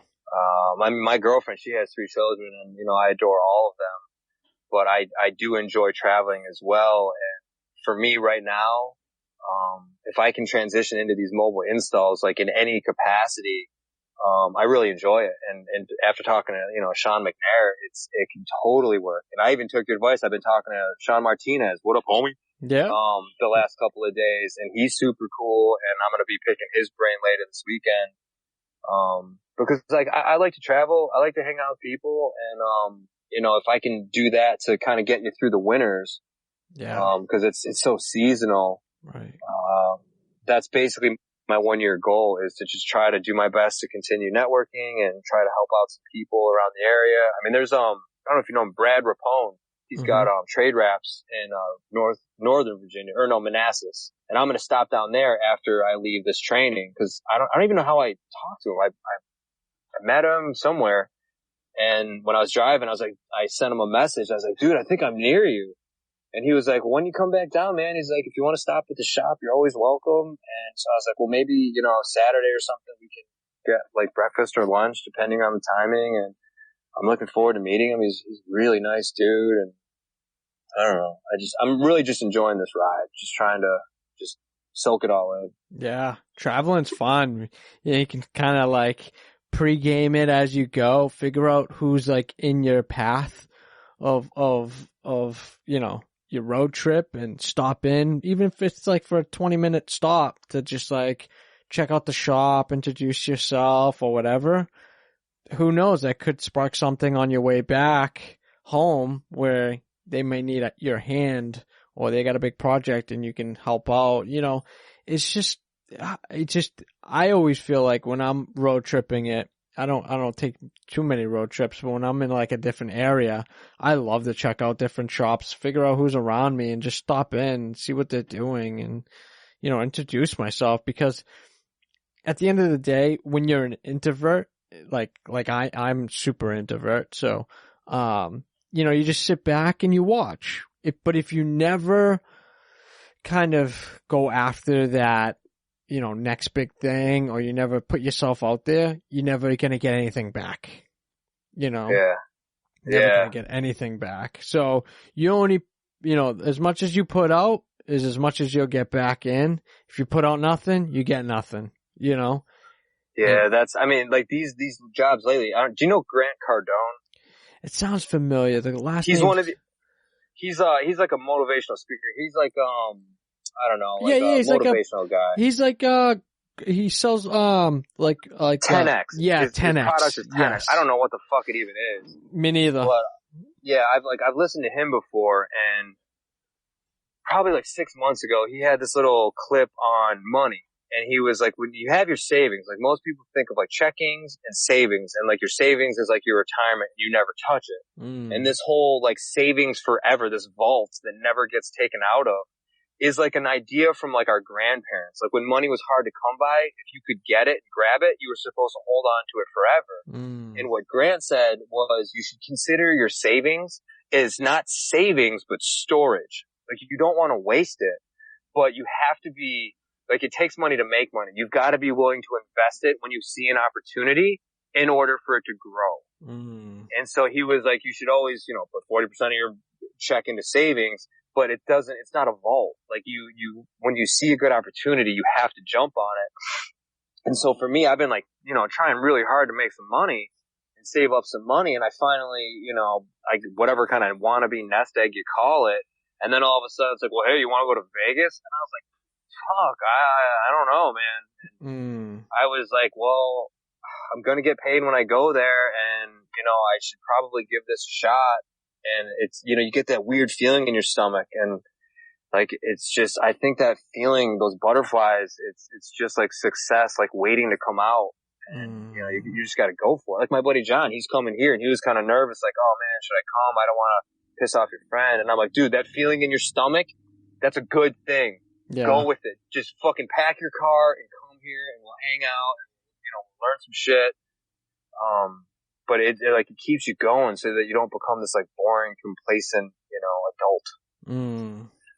I don't know. I'm just spontaneous a little bit. Those are some heavy words though. You know what I mean? With the butterflies analogy. Just oozing success. I mean, I used to get that feeling like if you're going to the principal's office or something, but I'm like, why do I feel this way? It's like, you're nervous because it's like, it is the right thing to do, I think.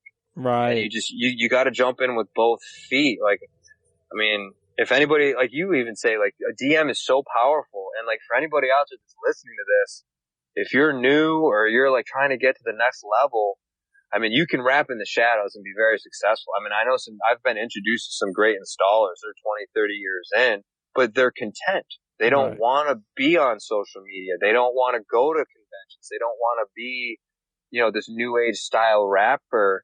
And I realize that I fall into that. Like I'm always posting on social media and stuff, but that's the route that I have to take because I don't have a big skill set yet. I haven't done enough where people are just gonna, like it for my experience. And so I'm, I don't know. You got to go for it. Don't be afraid to send someone a message. Like I've been shut down by a lot of dudes. Like probably the first 30 people on the podcast, like I got 2 responses. And I realized that people are just busy. Like, they're probably get hundreds of messages a day from these wannabe rappers.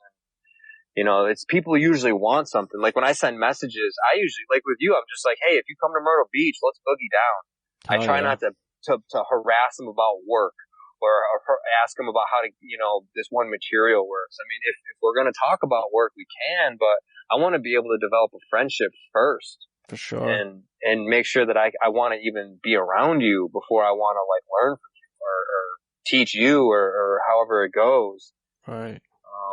And I just, lots of people don't respond and some have. And it's just worth it. Don't ever get discouraged. If you send a message to like the bigwigs and they don't respond, like so be it.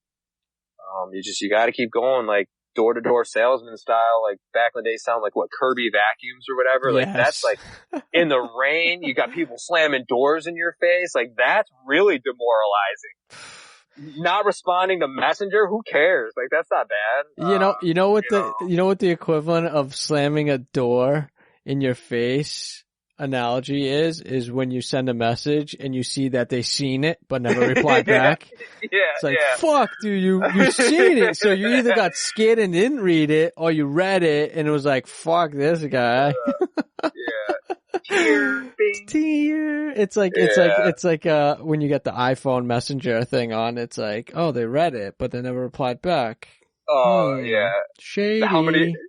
How many people have broken up because I know you read it, you fucking read it, and it was delivered, and you received it. Whoa. Easy. Yes. Easy. Slow the train down. Pump the brakes, man. That's a text message. You'll be fine. Yeah, you ain't dying. Yeah. I don't know. It's crazy. Dude, real true words of advice right there. I know, we had this conversation prior, and I know you had mentioned it too, but, we talked about how, you hadn't wrapped the car yet, but, you and I talked before, and you're like, I don't know, I don't really have that much of shit. Dude, you just dropped some crazy knowledge right now in 2 hours, bro. Mind you, 2 hours we talked. Yeah. And you dropped some really great advice for, even people that have been in the industry for a long time, just the motivational part of it, the never giving up, always learning, the DMs, and just, what hit me hard, to be honest with you, and this is just, really just like our, you sharing the story as well about you taking the scraps out of the barrel during training. Bro, honestly, that like really struck a chord with me, because I feel like, that type of passion is 1 in a million. There's not that many people that would have even thought twice to be like, or felt that embarrassness to be like, oh, I'm going to go over there and grab all this film and see if it's okay if I can take it home. Just little scraps to do mirrors or little handles. Just something to keep that fire lit. Bro, when you told me that story off air when we talked the other day, when I got off the phone with you, I was like, this guy's going to fucking be somebody, and he's not going to bow down to nobody. He's going to hit this shit hard. It might take him a little while, but he's going to fucking get there. Like, that is motivational speaking to like the nth degree. Like that. Yeah, I mean, I got emotional, bro. Man. I really got emotional when you told me that story. Like, that's part of the journey. That's part of what you have to do to get to where you are. So later on in life, 10 years down the road, where you're okay and you're in a better spot, you look back and reflect and be like, yo, remember that time I took those scraps out of that vinyl? Now I'm fucking printing. I'm doing big tractor trailers. Like, look at me now. Like, you could stand up proud to know that you came from nothing, literally from nothing, to learning this new trade and became something. I mean, that's the plan, man. I guess, like, cause you said that, you're like, man, that really hit me when I said that. And for me, it's like, I don't know, I guess I just saw like an opportunity to get my hands on vinyl, like good, I should say good vinyl. Yeah. And, there's people that work for print shops and sign shops, and so they're used to seeing huge scraps, and they kind of looked at me weird, like, I don't really care what they think, but I was like, man, I am not missing out on this, because I've seen so many videos of what good vinyl looks like a rubber sheet. Right. And most of my experience was like Chinese knockoff 5D carbon fiber. Mm-hmm. And I know that that's like really cardboard like. Right. And so when I first felt good vinyl, I was like, this is awesome. This is doing everything. Like, my brain wants to do the technique, but the film just wasn't doing it. Right. And so when I started touching the good film, I was like, I don't care. I gotta get this home. Like, I've cataloged it, dude. I have pieces that are like the size of an iPhone, and I have the like dimensions written on the back, and I have them saved in these little containers right now. So like, in the off chance that someone needs a little piece of gloss red, I have like this tiny little piece. I could like make stickers. Like, I mean, we cut out stickers for my girlfriend's kids. Like, when they get these little like life skill leadership cards at school, I'll like get like some color flow purple or this chrome blue for her son, and we put them on the fridge, and I'm like, what color do you want to do this time? And then they go out to this like scrap box, because Jeremy hooked me up with a big scrap box to practice with, and they pick out some color, and so they're like, they remember, picking out colors. And like, I'm thankful that dude, I wasted a lot of time, like hours, like cataloging I have a master list somewhere of just like little scraps, like a foot by foot scrap of some shit that I pulled out of a trash can. It smells like Italian dressing, but I still got it. Whatever. If I need it, it'll come in handy. For sure. When you're looking for that color. Now, how are you keeping it all together? Like in individual folders or categorized in color? I have, for the vinyl, I have like it's like a plastic jug container, like a protein shake kind of container. It's like, it's not going to crush. It's waterproof.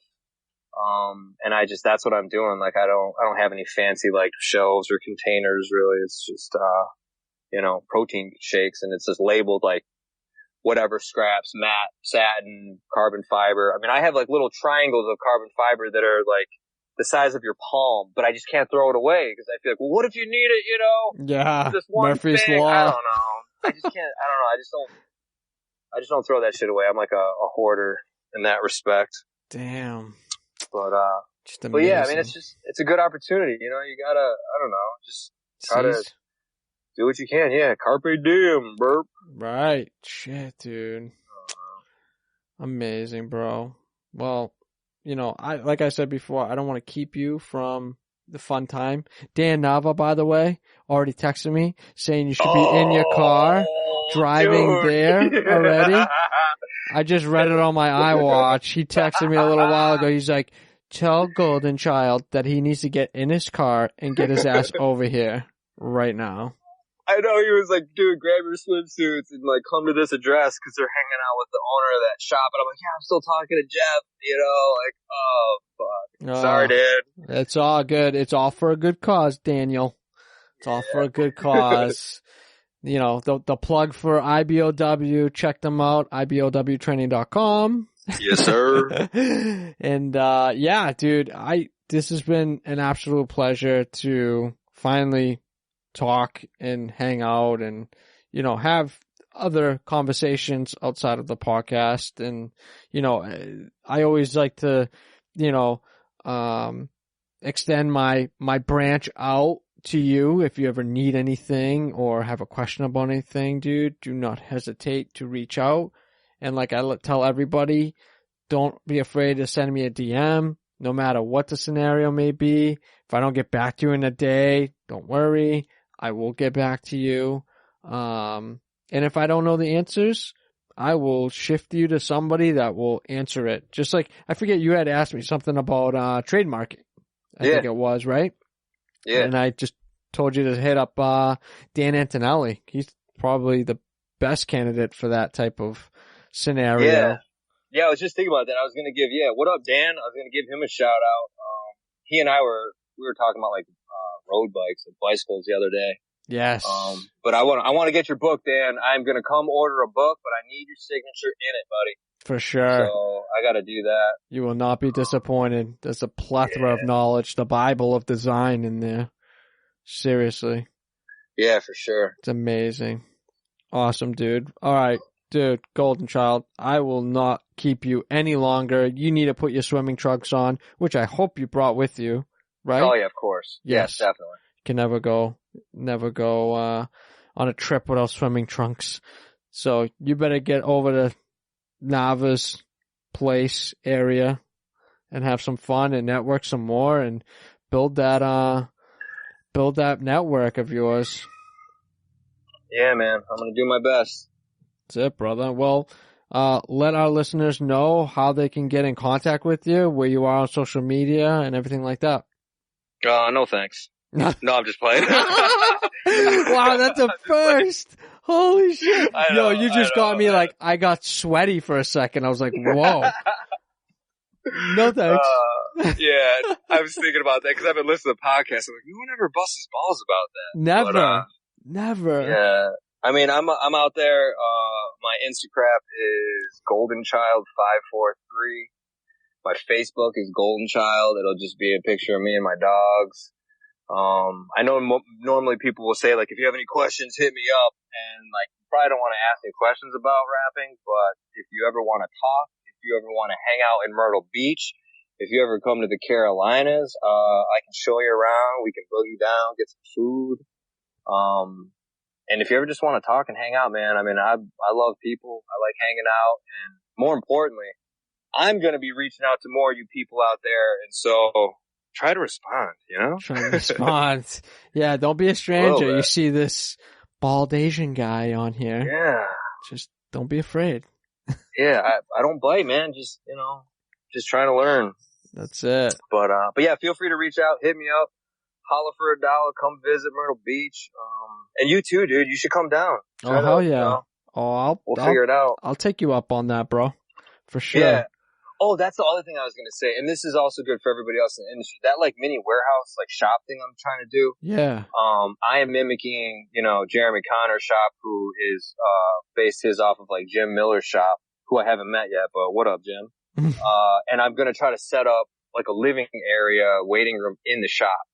Oh, and yeah, this is actually another random story, but have you ever heard of couch surfing, the app? Yes. Good. I'm glad that you have, because I used to be like, I believe in that, like the whole couch surfing thing. And I want to try to open up my shop to couch surfers and to other rappers. So the idea is that if anybody out there that can hear my voice, if you're ever near Myrtle Beach, man, give me a couple of months, but I'm hoping to set up this little space where people can just kind of come and just be cool and hang out. My goal is to get as close to the sand as possible. These mini warehouses are about 1 or 2 blocks from the sand.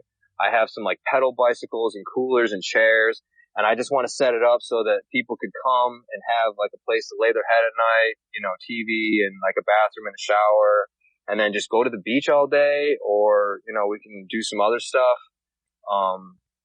But I believe in that couch surfing, and like, it's kind of random, but like I went to Key West or Fort Lauderdale to visit a friend.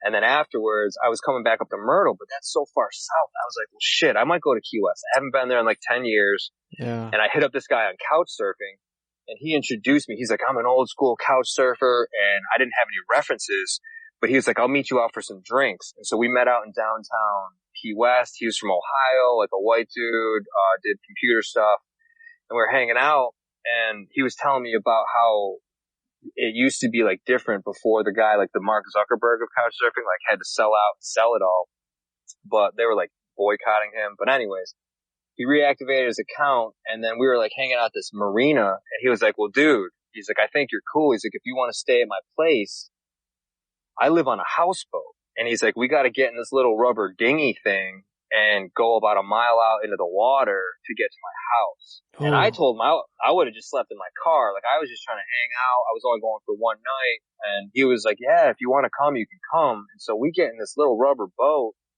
and like, it had like a hole in it. And so I had to like pump water out of the boat with this hand pump while he was navigating with the motor. Dude, and that sounds like, so sketchy. Yeah, he was like, this is the inlet, but he was like, if anything bumps the boat, that's a shark, so don't fall out. And I was like, what the fuck? And like, anyways, so we go out, and nothing, it wasn't like crazy weird or anything, and like, I woke up and I jumped in the ocean, and you know, that was my shower in the morning, and I said goodbye to this dude, and that was like my introduction to couch surfing.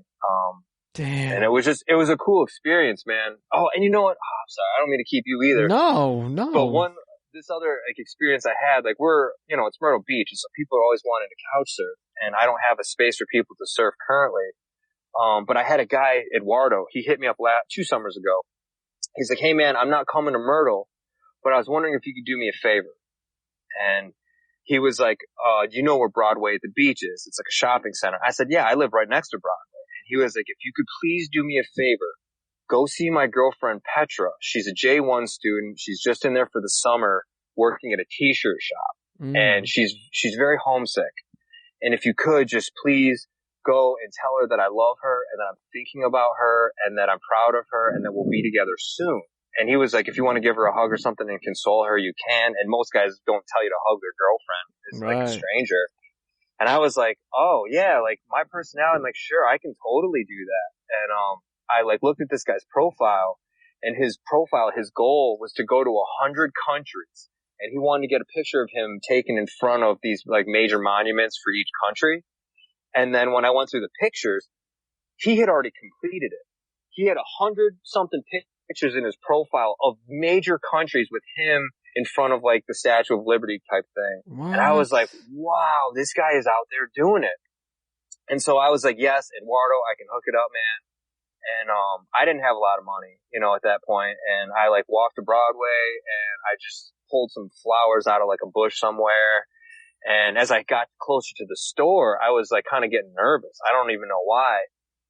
And I like walked in and I was like, hi, is Petra here? And she was like, yeah, that is me, you know, had like a little accent. And I like had these flowers and I think she could tell like what I was going to do. And I was like, hey, like you don't know me, but Eduardo wanted me to come in and bring these to you and just let you know that he loves you and that he's thinking about you and he misses you and he's super proud of you right now.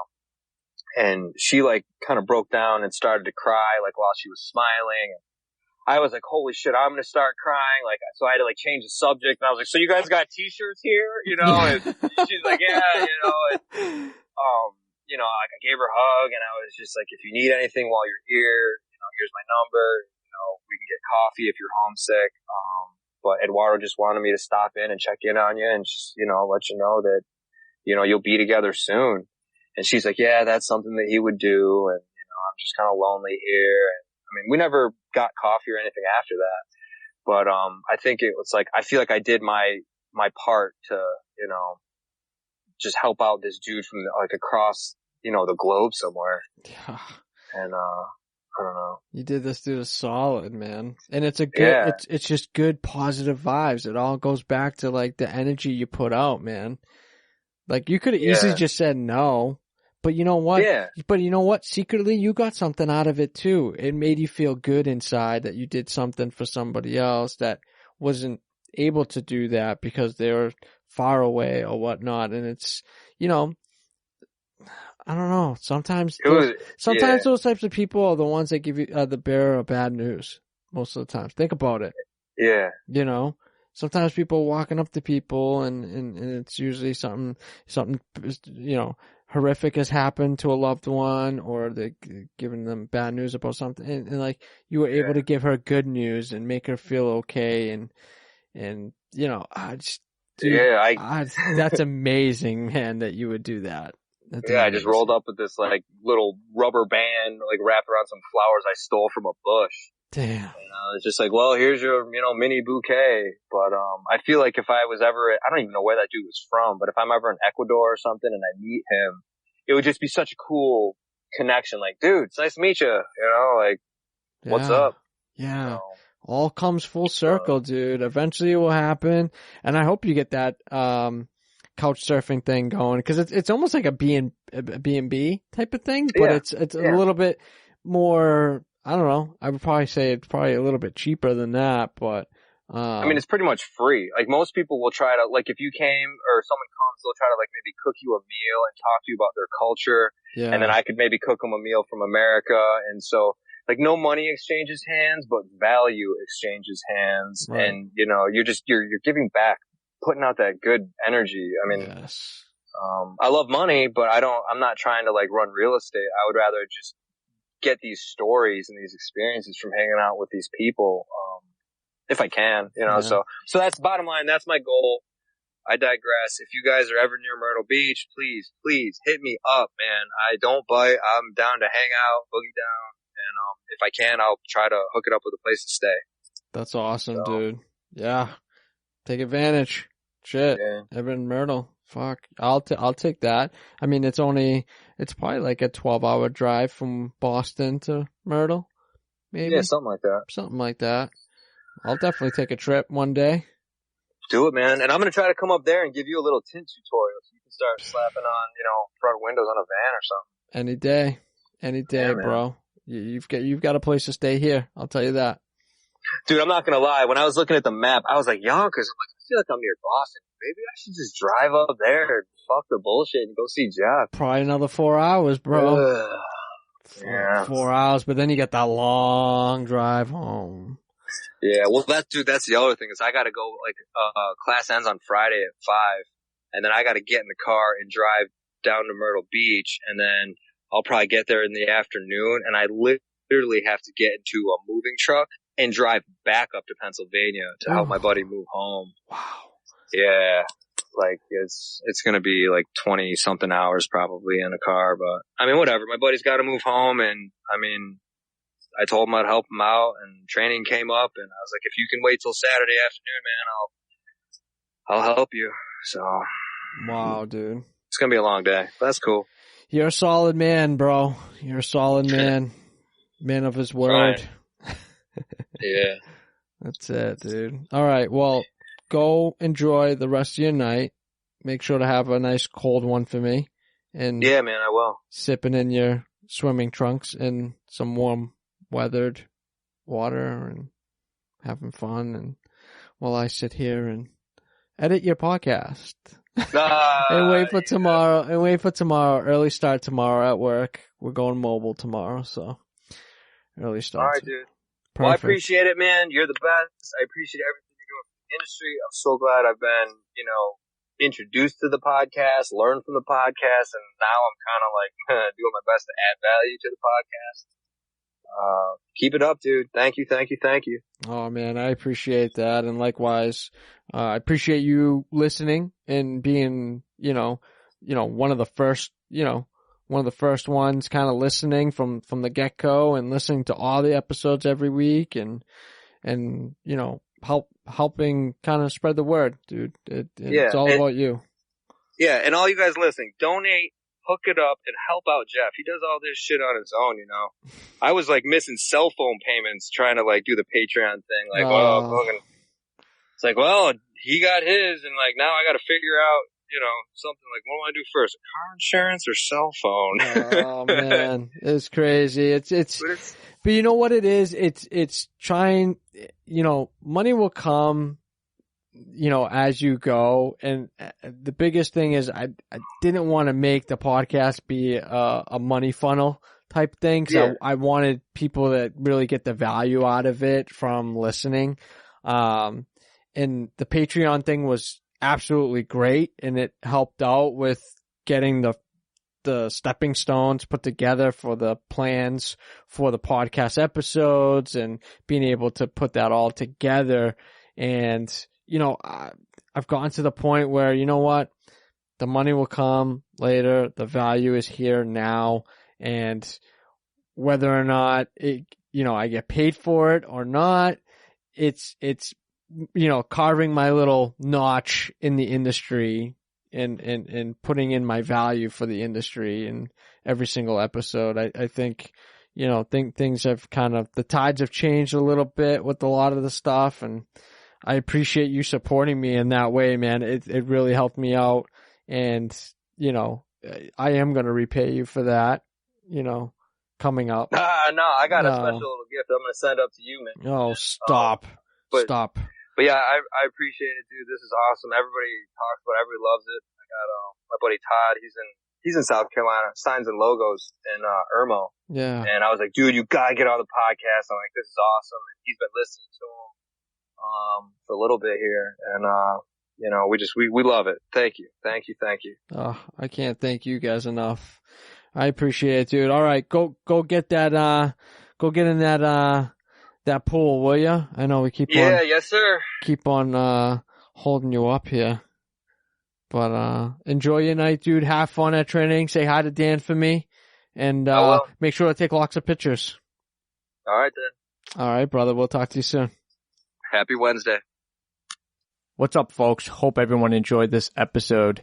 Thank you to everyone that tuned in, and thank you to our sponsors.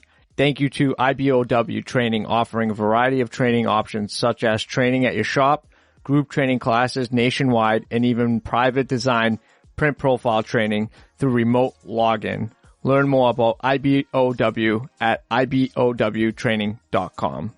Thank you also to We Print Wraps, the industry's #1 source for wholesale printed wraps, offering free nationwide shipping across the U.S. and Canada on all orders over $500. And don't forget, exclusive listeners of this podcast save 5% on your next order when you use promo code all wrapped up at checkout. See why industry pros love them, and visit WePrintWraps.com. Until next time, folks, that's a wrap.